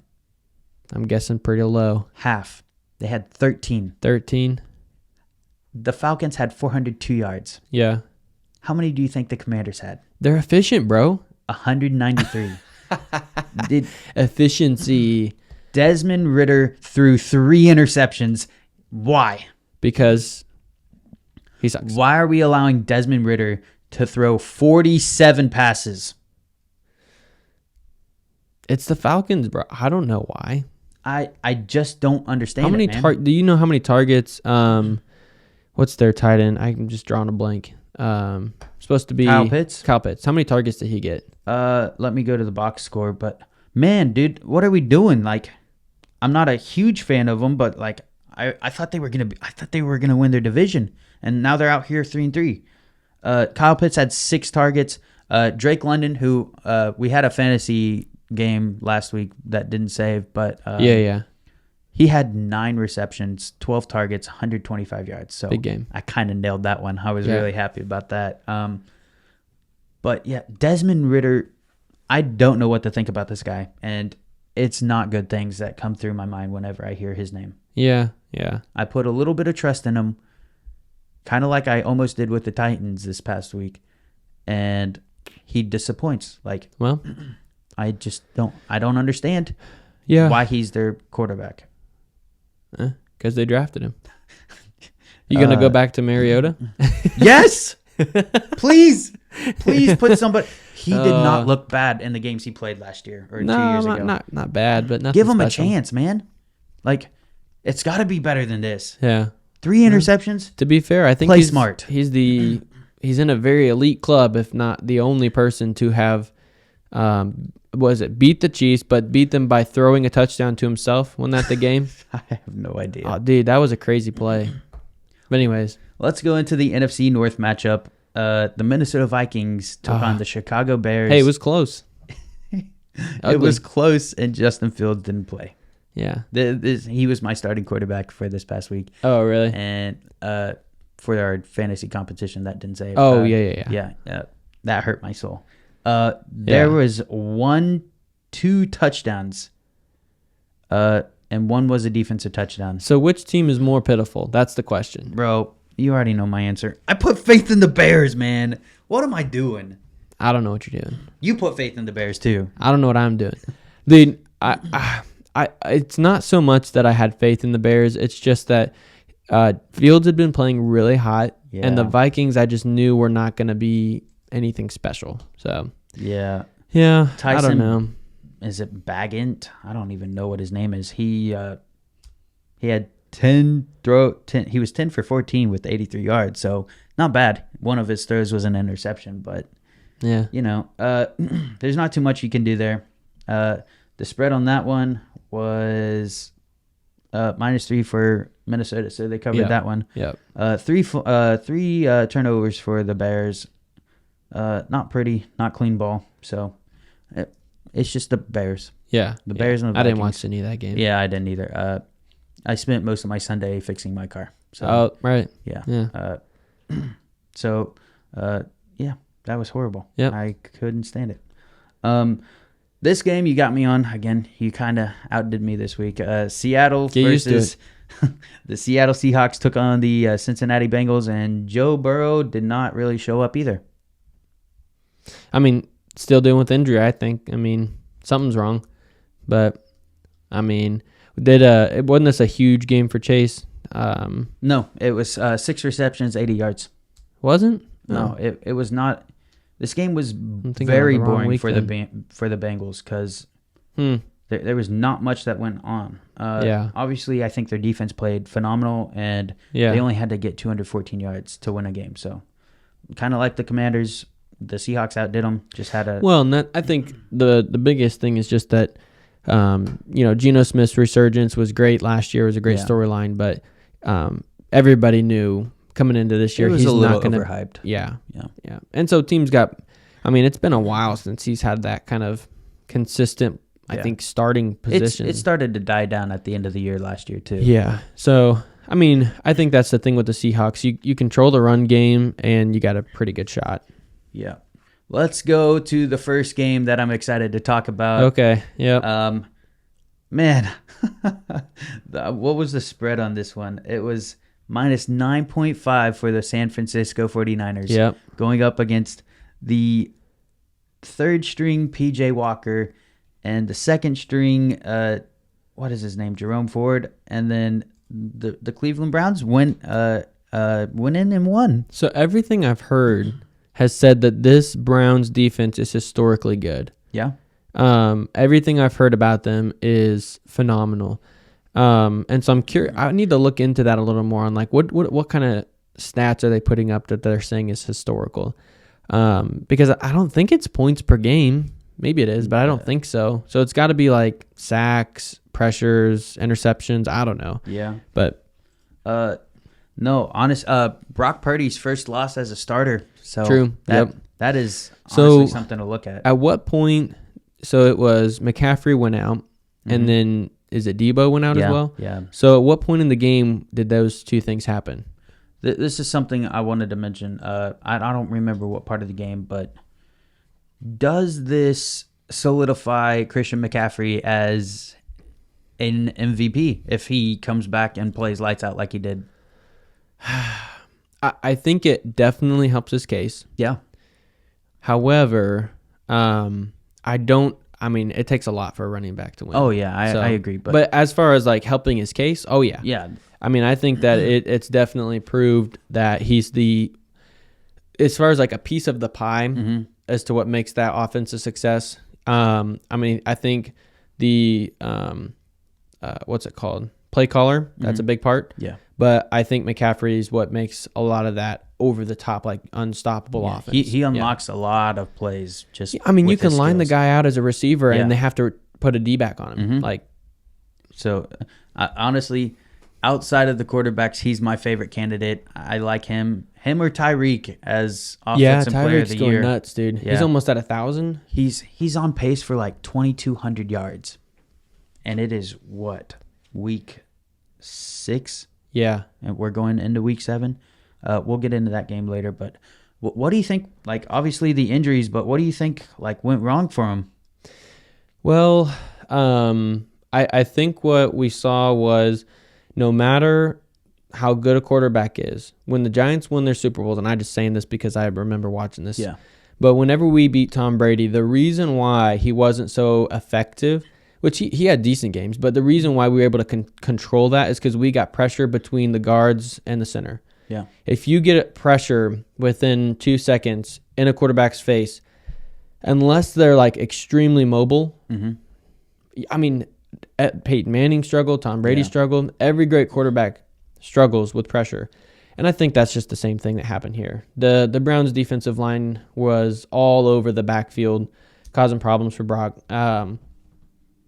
So I think pressure is the big part of that, and it just kind of shows that he's not a what do you call it? He's a franchise maybe quarterback, but he's not like the star player that's going to elevate your team. That's McCaffrey, and he was out. So I think nothing surprising, honestly. Yeah, obviously weather conditions played a huge factor into it. 2 missed field goals played a factor into it. So to be fair to Brock, he did what a good quarterback should have done. Yeah. Get him in field goal range. And I think the statistic is 82% of the time that a field goal from that distance goes in. Yeah. And so it's just, and he missed 2 that game. So yeah, but the spread being what it was, it shouldn't have really been that close. It shouldn't have been this close if you're that team. But obviously, the injury to Christian and Debo obviously matters quite a bit to that team. Sure. So it definitely reduces their play calling a little bit, and that's something that they knew. McCaffrey is injury prone a little bit, so yeah. Definitely. You got to keep track of that. Speaking of Christian, let's talk about his old team, the Carolina Panthers. Yeah. Against the Dolphins. And my goodness, Tua is putting on that case for MVP and obviously the favorite so far. Yeah. A little bit of a slow start, if I remember, for this game. Yeah. And then obviously they pick up. But I think that's they kind of remind me of the Chiefs a little bit from like a few years ago because the Chiefs were like that. They could go 3 quarters and be like nothing, like they're just absolutely out of sync. And then the fourth quarter, they dropped 28 on you. Yeah, it reminds me of the game against the Texans in the playoffs where they were down 24-0 at half. It's just like boom. And then boom, Tyreek. Yeah, so I think Tyreek is making a case that he's definitely a significant part of the success of the Chiefs and their dominance. Absolutely.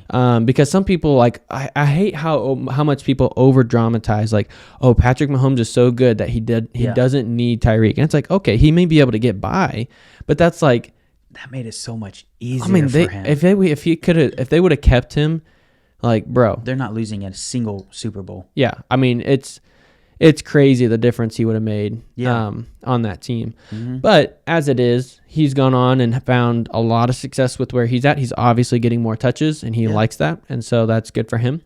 I think that it's interesting to see some of those guys' perspectives. So, Kelsey's been told you're underpaid by your agents. Yes. You're really underpaid. And he's like, you know what? I am. Care. But I get to play in Super Bowls. Mm-hmm. I think if he was playing for the Browns or some random team, he's not dating Taylor Swift. He's not getting the deals, brand deals. Yeah. So he's making money in other ways. Yeah. But I love to see that legacy mindset. Mm-hmm. I'm chasing some of the greats at my position. Whereas Tyreek, he's some of his videos, he's like, yeah, I got my ring. I'm going after the bag. Yeah. And it's like, that's fair. Good for you. But whatever works for you. There's obviously 2 people who care, but money is obviously very important nowadays because. Well, talking about Tyreek, you're talking about your entire family for generations is going to be wealthy now. Oh, yeah. And it's I see the appeal. But, and that goes into his kids' college, just everything. So all the expensive stuff that he buys. If you win something and you want to go get the bag, absolutely do it. If you want to win Super Bowls like Tom Brady, take that pay cut and go for it. As much as I hate Tom Brady, I respect him so much. Absolutely, that is love the one that thing mindset about Tom Brady that I can absolutely respect about him. Yeah. So this game, the Panthers kind of scared me because they went out and they were up 14-0 in the first quarter. I'm like, no way. Nobody's watching this game because nobody cares about this game, and they're up 14-0 right now. I know. What is going on? I saw that. I'm like, this doesn't look right. But then the score was like, well, okay. The second quarter, Miami's like, all right, chill out, guys. Yeah. We're that team, 21 zip. So yeah. And then they just put it to rest. Raheem Mostert, is looking like a dog, man. Yeah. That offensive line has to be. Are they your favorite for the Super Bowl? Honestly, I got bad feelings about them. I don't know. I think that they're going to be a team that's regular season statistically insane, and then come playoff time, they're going to have problems. I don't know why, but I have that sense that this year I can definitely see it in the next couple of years as they get more experience with Tua, and their defense is good but not great. It's not a top 10 team. A top 10 defense, not team. And I feel like come playoff time, there's going to be some things where some of the best teams are like, we've got a little something up our sleeves for you. Yeah. So we'll see. Definitely a younger team for sure out of this group. And I can see them making it deep into the playoffs. I don't see them making it into the Super Bowl. Who is your Super Bowl prediction? That's a great question. And this week before the season, who did you think? Who did I think before the season? Yeah. I think I've got a tweet with it that I've put on a timer to refresh. We'll check receipts. No, let's not do that. I think I had Eagles Chiefs or Eagles.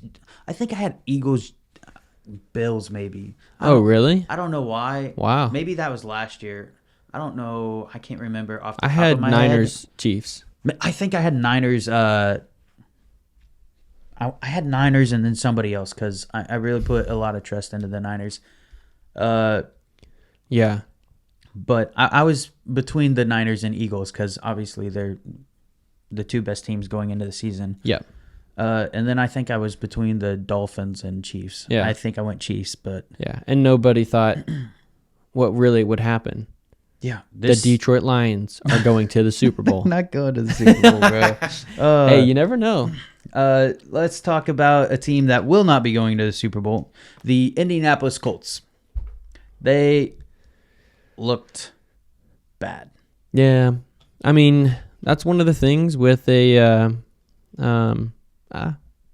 it's not unexpected. I mean, they're not a team you look at and expect great consistency from or anything like that. So their whole division is really kind of like that. So yeah, the spread -4 for Jacksonville, and they covered by 17. So. And it wasn't pretty. No, I mean, Trevor Lawrence didn't play super great and got hurt. He got hurt. Yeah. Yeah. So. Was it an ankle or knee or something? It looked like he got wrapped up on something.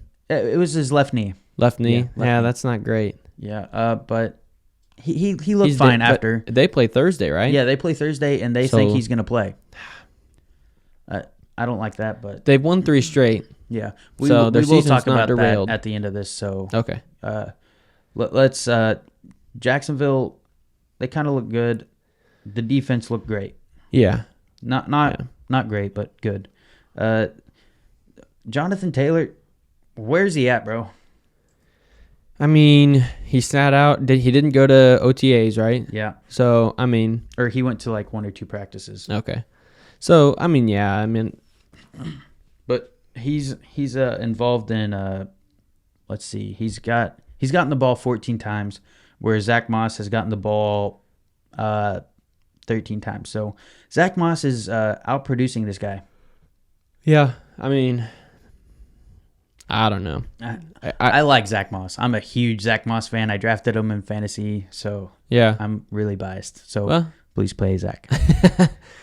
I mean, but you just paid a guy, so it's hard not to. Yeah, I don't understand that. That's kind of like the whole situation with the Giants. Yeah, and then you end up paying him. Let's talk about another game where you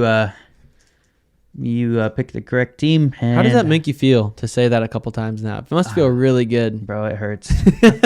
I'm enjoying it hurts. over here. So there will be another week where I'll have to say the same thing. Yeah, absolutely. Maybe just 1 week, though. The New Orleans Saints lose 13-20 against the Houston Texans. Yes, sir. I'm telling you, CJ Stroud. Bro, I had a future. I had a whole lot of faith in Houston as well going into this game.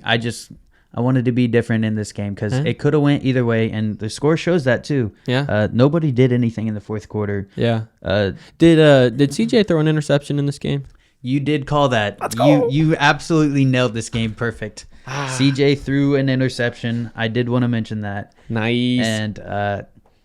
And still got the dub. And still got the dub, which you absolutely nailed this one. I'm going to give it to you. I'm going to retire. I'm done now. You're done. So this is our final record of the year. So, ladies and gentlemen, we are officially looking for a new co-host. You need to learn, or you need to know how to run the computer, edit, and all that stuff. So, submit your applications at info@thedkshow.com. Yeah, we have our own domain, so Absolutely. we're pretty fancy. We are professional, as you would say. So whoever replaces me is going to have to use dom@thedkshow.com for now. And your name will be Dominic. So, yeah. So if there's any Dominics out there that want to co-host, go ahead. Let's talk about two trash teams. We've got the New England Patriots and your dad's favorite team, the Las Vegas Raiders. Okay, here's my thoughts. All right, okay? let's hear. So Jimmy Garoppolo Sucks. is trash. Yeah. Right? We can all agree on that now. Not good.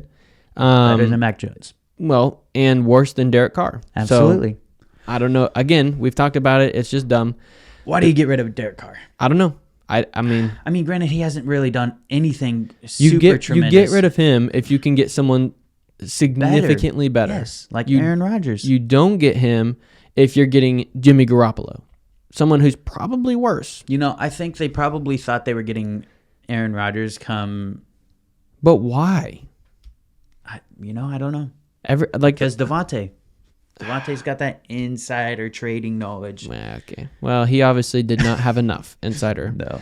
So there's that. The Patriots, man, it is obvious every week that I watch them that they need to move on. Yeah, absolutely. We say this time. every week. It's time. So time.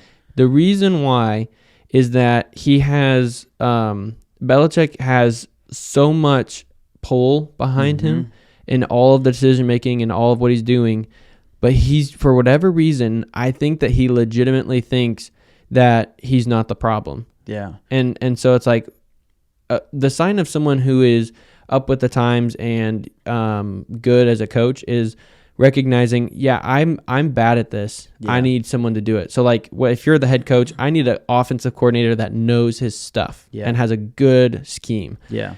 He doesn't have that. No. And the fact that he went and tried to go without an offensive, I'm like, bro, come on. It's one of those things where, he's an old head. Yeah. So he likes that old type of football. And we've moved on from that. Well, the thing is you can get away with that when you have the best quarterback in the world playing for your team. Yeah. Because he's offense. But now you don't have that. You have Mac Jones. Yeah, you have Mac Jones. And you've wasted his entire rookie contract, basically. Yeah. So Mac Jones will see no light of day on the starting football field ever again. You don't think so? No. Not even for him. Not even for the worst team in the league. So think about someone like Tua. Yeah. Basically irrelevant before Mike McDaniel comes. He wasn't had a hip good. Injury. Yeah, he had an excuse. Yeah, but again, head coach comes in, and now, you're talking about one of the top guys in the league. Yeah. Obviously, a lot of that's Tyreek and his talent around him.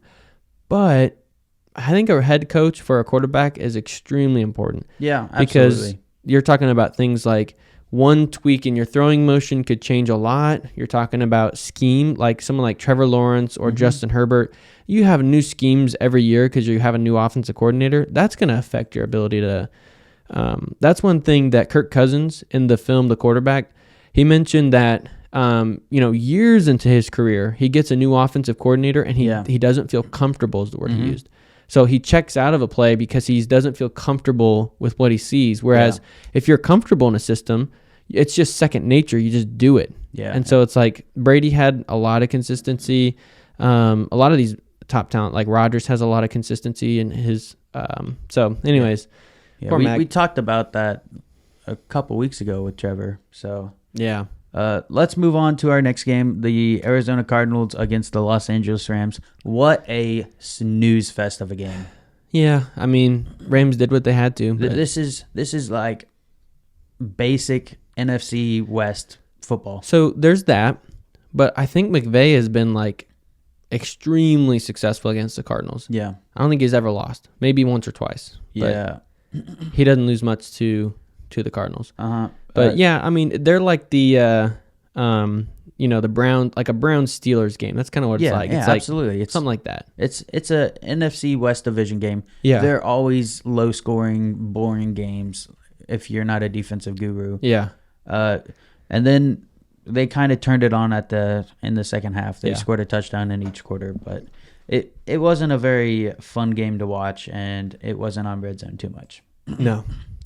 So with that said, Joshua Dobbs is not it. Come on, bro. Kyler, please come back. You're not any better though. No, he's not better. That's the thing. Like, just deal him off and keep Dobbs. I mean, you're paying him less to do the same thing. Yeah. They need James Conner back. Yeah. Yeah, that's true. I can't mention it enough that he's basically the entire offense on that team. So yep. We saw Prime Cooper Kupp is back. Yeah, he's looking good. He's looked better the past couple weeks. He had 7 receptions, 148 yards, 1 touchdown. So yeah, crazy numbers from him again. So that's good to see. The rookie running back Williams had a great day as well. He had 150 plus yards and a touchdown as well.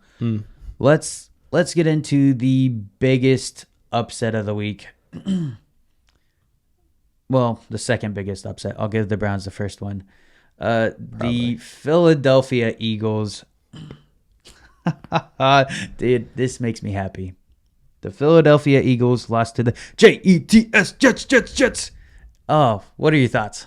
So the thing that blew my mind is Zach Wilson is playing not great, not good. He's playing okay. He's playing clean. He's playing okay. Obviously, he had the fumble 2 weeks ago, or like 3 weeks ago. Yeah, but the thing is, he owned up to that mistake. Yeah. Whereas his first year, he's like, it's not my problem. In a game where you absolutely were trash. Yeah. So he's maturing, and he's not losing them that he didn't lose that game for him. And so the thing that is coming to my mind is, I really hate that Aaron Rodgers got hurt because I think this team would have been legit. This team would be top of the The NFL. only thing they're missing is a second wide receiver and a left tackle. Yeah. I think. With Aaron Rodgers. So you have Sauce Gardner, who's playing probably top 5, you say? Top 3. Top 3, okay. And then you have offensive line issues where you're just not a good offensive line. Yeah. But you put Aaron Rodgers in there and try and do some things to shore up that off. I mean, they could have been a real threat. Yeah. I think that they would have done a really good job this season, and who knows if he's comes not back, coming back, bro. Bro, he's already walking. Okay, it's all PR stuff. You go out there and you push him over. He's not going to try and recover. He's going to go to the ground because he can't do anything on that. It's stepping stones. He's thinking late December, it's all January. PR. I don't care what you think it is. There are things are meant to be broken, and like Achilles for a second time if you don't take your time to heal. Bro, dude, I heard do you think he's playing anymore after next year? No. I mean, the only reason that it makes sense that he's still there and doing stuff in my mind is if he's coming back for round 2. But no, this could be his last year. If he comes back and plays because this team's still in the playoffs scenario, he'll come back and play. I guarantee it. Well, I mean, he may try, but he's going to be very limited. Yeah, but if he's limited, he's still better than half the league. He's better than Zach Wilson. He's better than Zach Wilson, that's for sure. But look what they can do with Zach Wilson. Beat one of the best team, one of the top 5 teams in the NFL. So I mean, the worst that can happen is he comes back, plays a couple plays, and has to roll out of the pocket, tears his Achilles, and then he's retiring. Yeah, exactly. So like, either way, he's playing the end of this year, next year, and retiring. That's what it is. He's got at most 1 year left. Yeah, probably. So if he has a chance to win a Super Bowl this year, who knows what the team looks like next year? Because obviously contracts are up for some of them, and they're not winning a Super Bowl this year.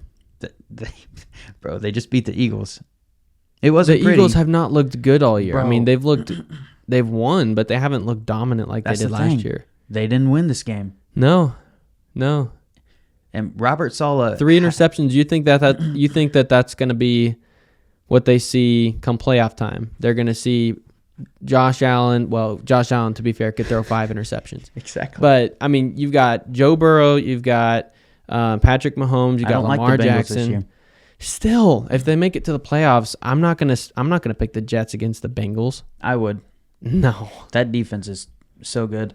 it is good. And who knows what the injuries are like at the end of the year. So there's a Well, whole okay. lot of Yeah, I mean, if Patrick scenarios. Mahomes is out, obviously that changes Yeah. things. But Let's move on. We got to get out of here pretty quick. Lions. I think I chose the Lions on this one. I almost chose the Bucks, but I was like, I got to be real here. And you were up on Baker Mayfield, bro. Bro, You were he's literally so telling me bad. I would. This is what I think your exact words were. Yeah.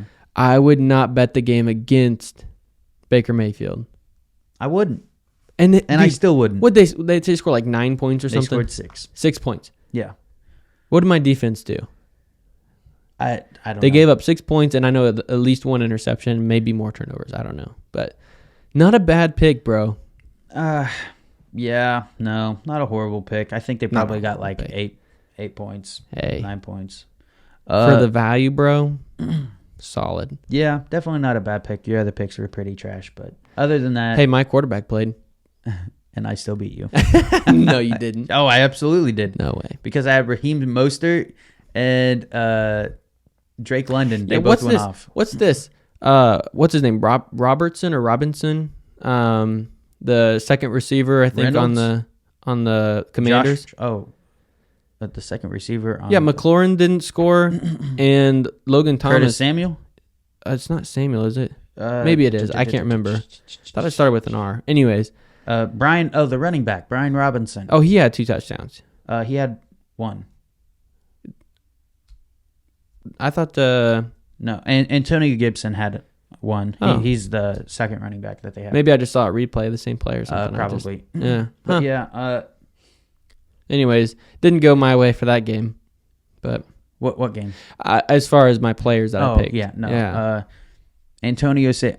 Amon St. Brown had a tremendous game. He's finally back. Jared Goff looked great this game. Dude, they could go to the Super Bowl. They're not going to the Super Bowl. They could go deep into the playoffs. I will say that. I tell you what, the Eagles are not as dominant because they're Their offensive coordinator left. Yeah, they lost offensive coordinator and they lost a big part of their defense. Yeah. They got a good guy in the draft. I forgot his name, from Alabama. He's a stud. But I'm just saying, they're not what they used to be. The Lions could win that game. The 49ers will be the toughest test, obviously. Yeah. But if McCaffrey's out, bro, I'm taking the Lions in that game. He's not dealing with a long-term injury, is what I've read. But he could. He could, but we're playing hypothetical what ifs, and I know. I'm saying get over it.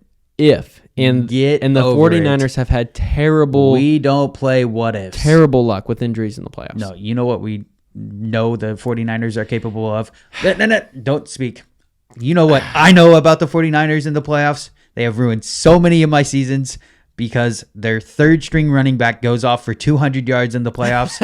I am sick of it. Okay, so just because the Packers couldn't get past the guys who couldn't get past someone else doesn't mean that they're going to all of a sudden go The to the Super Detroit Bowl. Lions could never beat the Packers previously. That's because they sucked previously. No, they are the same team as they were last year. They are not the same team. They are. Bro, they are not. Name one person who's made a difference. Who's made a difference? That hasn't been on the They've team. matured. That's a real thing. Teams get better. That's what we said about the Dolphins. Maybe they won't win this year, but they mature. Yes, this team has matured. This They've grown team into is- an identity as a team, and now they're playing like they can play for a Super Bowl. This team is all bark, no bite. I get that if you're like 3-0 and have an easy schedule, 4-0, but like you're 5-1 and you played against some talent. I mean, I don't know. Yeah, you don't know. That's what. Yeah. All I'm saying is, in my power ranking in the NFC, I'm going Niners, and then I'm going to go Lions, Eagles. Okay. Maybe after maybe this Saturday's podcast will come out with power rankings. That'd be good. Yeah. Yeah. We'll do like top Another 10, thing I can beat you in. or like top 5 power rankings for Top 5? each conference. That's what we'll do. But let's talk about a team who is absolutely fantastic on the field, off the field, around the field. Just kidding. The Giants suck, bro. I told you, bro. Go Bills. But this game was way too close for my liking. Okay, so here's my thought, okay? Like I said with Luke, I really hated watching this game because my hope was simultaneous. I don't know how to explain this, but as a fan, maybe you know. It was simultaneously going like this and like this at the exact same time because I knew, based off of the first 3 quarters, we're going to blow this game. Yep. And we did. Yep. But to be fair, it was a holding call. They didn't call it. Sometimes it doesn't happen. But technically, by the rule of the game, if you grab somebody and you see their jersey tugged in it, and the key word, if it affects their ability to get to the ball, he couldn't get his left arm up, it's a penalty. The ref was behind, couldn't see it as well, whatever. It's fine. I get that's part of the game. But it does kind of suck that what about the call before that he didn't get it. Was that an actual call? Like, I don't remember the play exactly. Yeah, the one before that, I can't remember. It was it was like a holding or something like that. But pass interference. Yeah, it would have had to been because they moved him up to like the 2 to the 1 or 1. Yeah. To be honest, at the end of the second half, whenever we had that terrible mismanagement, how does that happen? How does that happen? I literally played in high school, and I know you do not run the ball there. No, you get in the end zone with a throw. That's your only option. You have 3-4 chances at throwing the ball. Yeah. Why are you not, like, maybe on second or third when they're thinking, oh, they're gonna pass it? You run it. So the announcer said that's Chris Collinsworth, I guess. Yeah. He's like, the only thing I can think of is if every play has a checked out run, and he just naturally defaulted to that. Yeah. Dude, you can't. That's not an excuse. No, and Dable was it's just terrible. But he was so mad in the fourth quarter. I'm not opposed to giving it to Saquon. Yeah, honestly, because as much as Darren Waller is this big target, whatever. It's Tyrod Taylor. It's Darren Waller. He hasn't played well, and he's had some drops this year. Yeah. He's not like someone like Gronk where you just like, okay, give it to that guy. So anyways, my opinion, at the end of the game, when it matters the most, give it to your best player and see what happens. Yeah. I don't know. I agree. The Buffalo Bills looked horrible. Yeah, I saw something where Josh Allen is blessed and cursed to play the same talent level as his opponent. Yeah. And then we had the injury scare with Damian Harris. What is going on with that? Neck injury is all I know from what the broadcast said.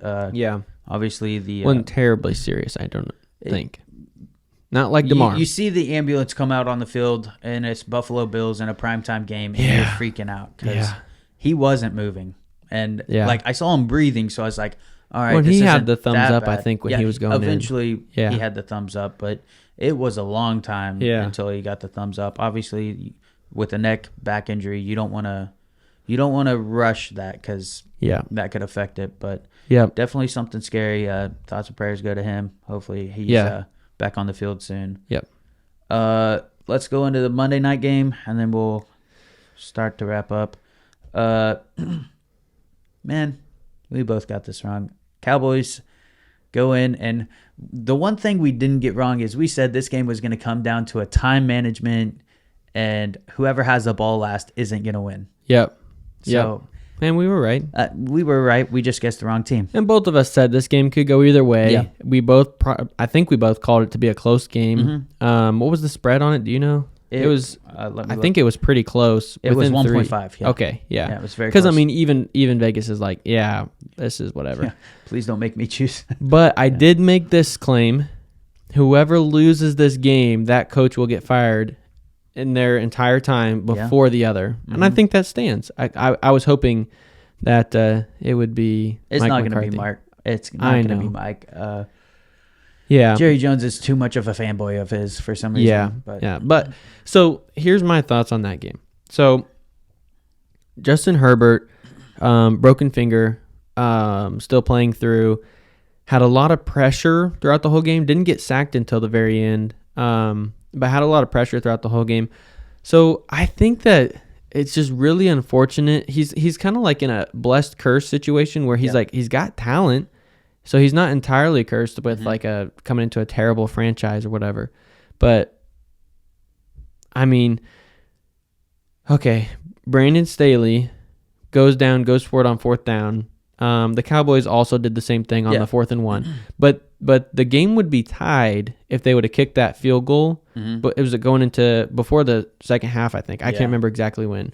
But they had an opportunity to kick a field goal and go up, or they could have tried to score. They tried to score. It was like 4th and 8, 4th and 11, something. I wonder how many times we could retroactively go back and add easy points to games and see how many games they win. Yeah. Because this would have been one where it would have been 2020 at the end of the game instead of 2017, and it changes things. He's a big analytics coach, and But it's not paying off. it's not. I don't feel like it's not the right team to use analytics. Yeah, that's true. I mean, it's contextual. It's entirely contextual. Yeah. But Austin Eckler, it's his first game back. I don't remember how he played, but it wasn't prime Austin Eckler that we're used to. He's shaking off a little bit of the rust from the injury. And yeah, you've got to have a game plan to where he's not super involved, but like he's still a threat on the field. I feel like making a difference. yeah, but I feel like towards the end he wasn't really an option. Like obviously they're passing the ball, but he is one Yeah. of their best receivers when it comes down to it. Yeah. Him and Keenan Allen.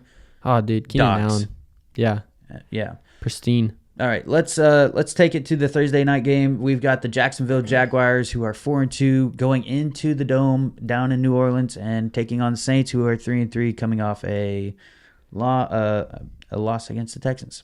Yeah, I don't know, man. This is one of those games where I just don't know. I don't like that the Jags were in a physical game and are playing Thursday. But I mean, both teams are playing Thursday, so Yeah. it doesn't particularly help one team or the other.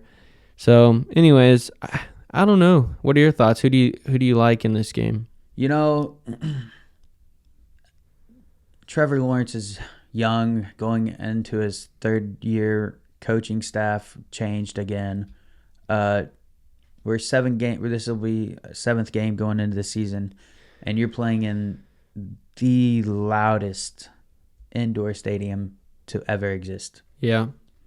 And that might just be the case where it's hard for him, because playing with noise as loud as that and Arrowhead are probably the 2 loudest stadiums. Yeah. Not going to be a high-scoring game, I don't think. Defensive battles. Yeah. The over-under is 40. So they have both teams scoring 20 or less points. Oh, for sure. For sure. For say. But this one's tough because I've liked the Jags. I liked them at the beginning of the year, but I just don't know what to expect.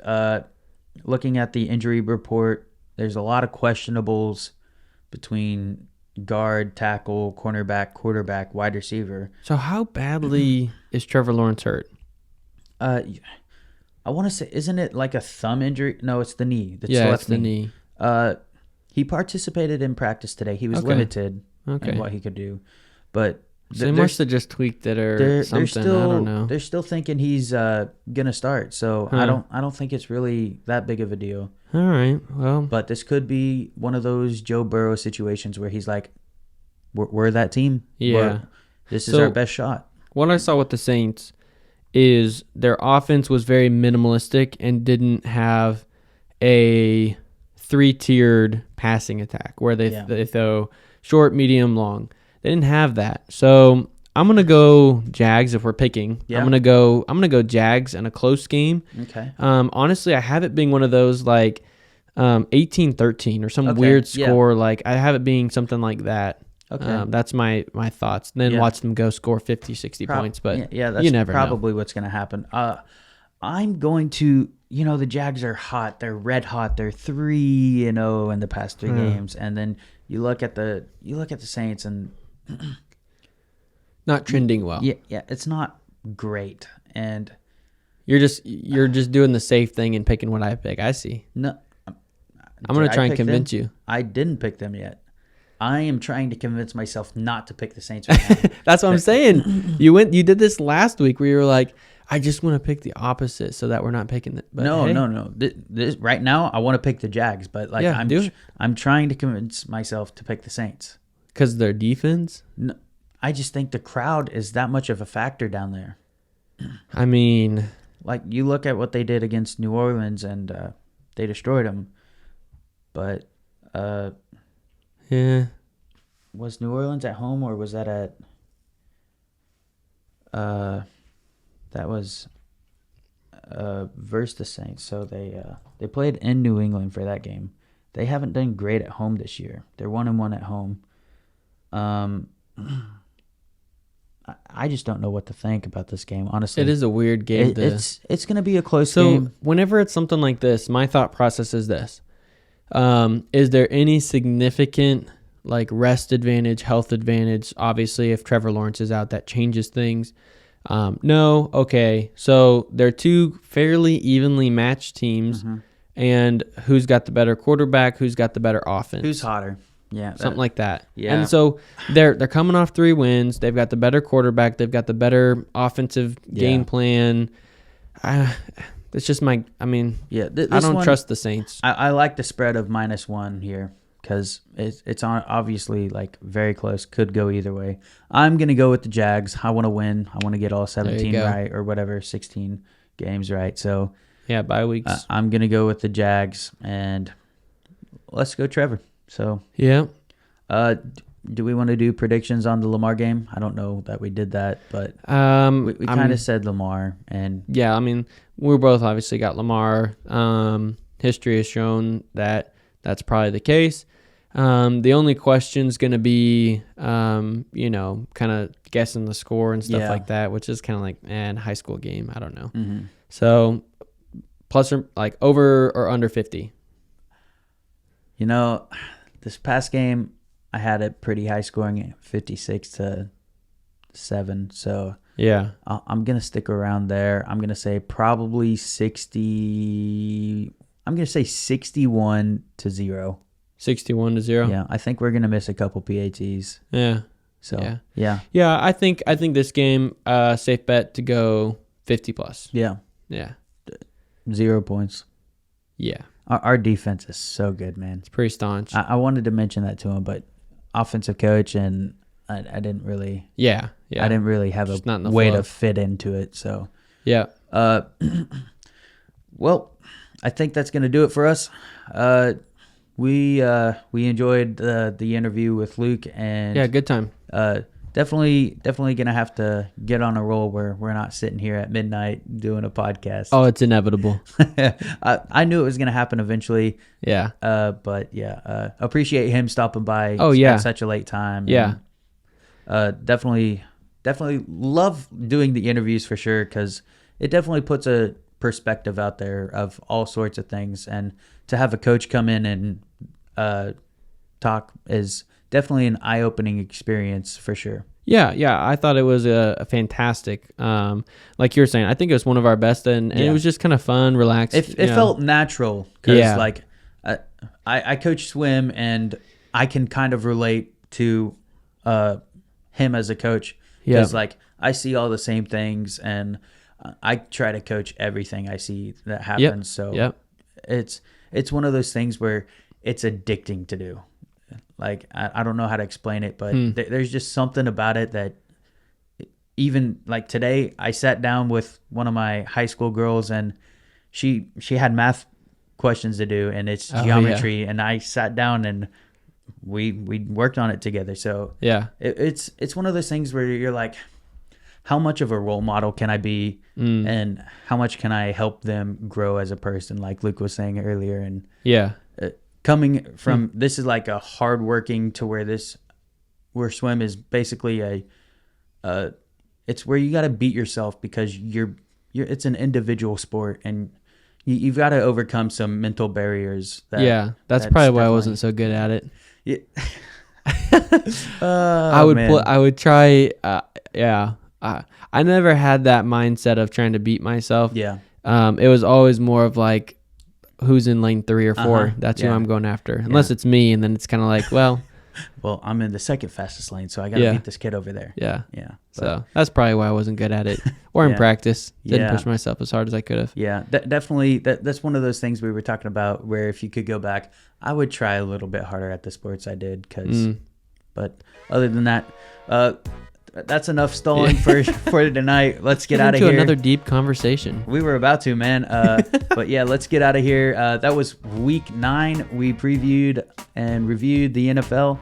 So we look forward to you guys watching this one, and we look forward to seeing you guys next week. Make sure we like, subscribe, and comment, and we will see you all Saturday/Sunday morning. Yep.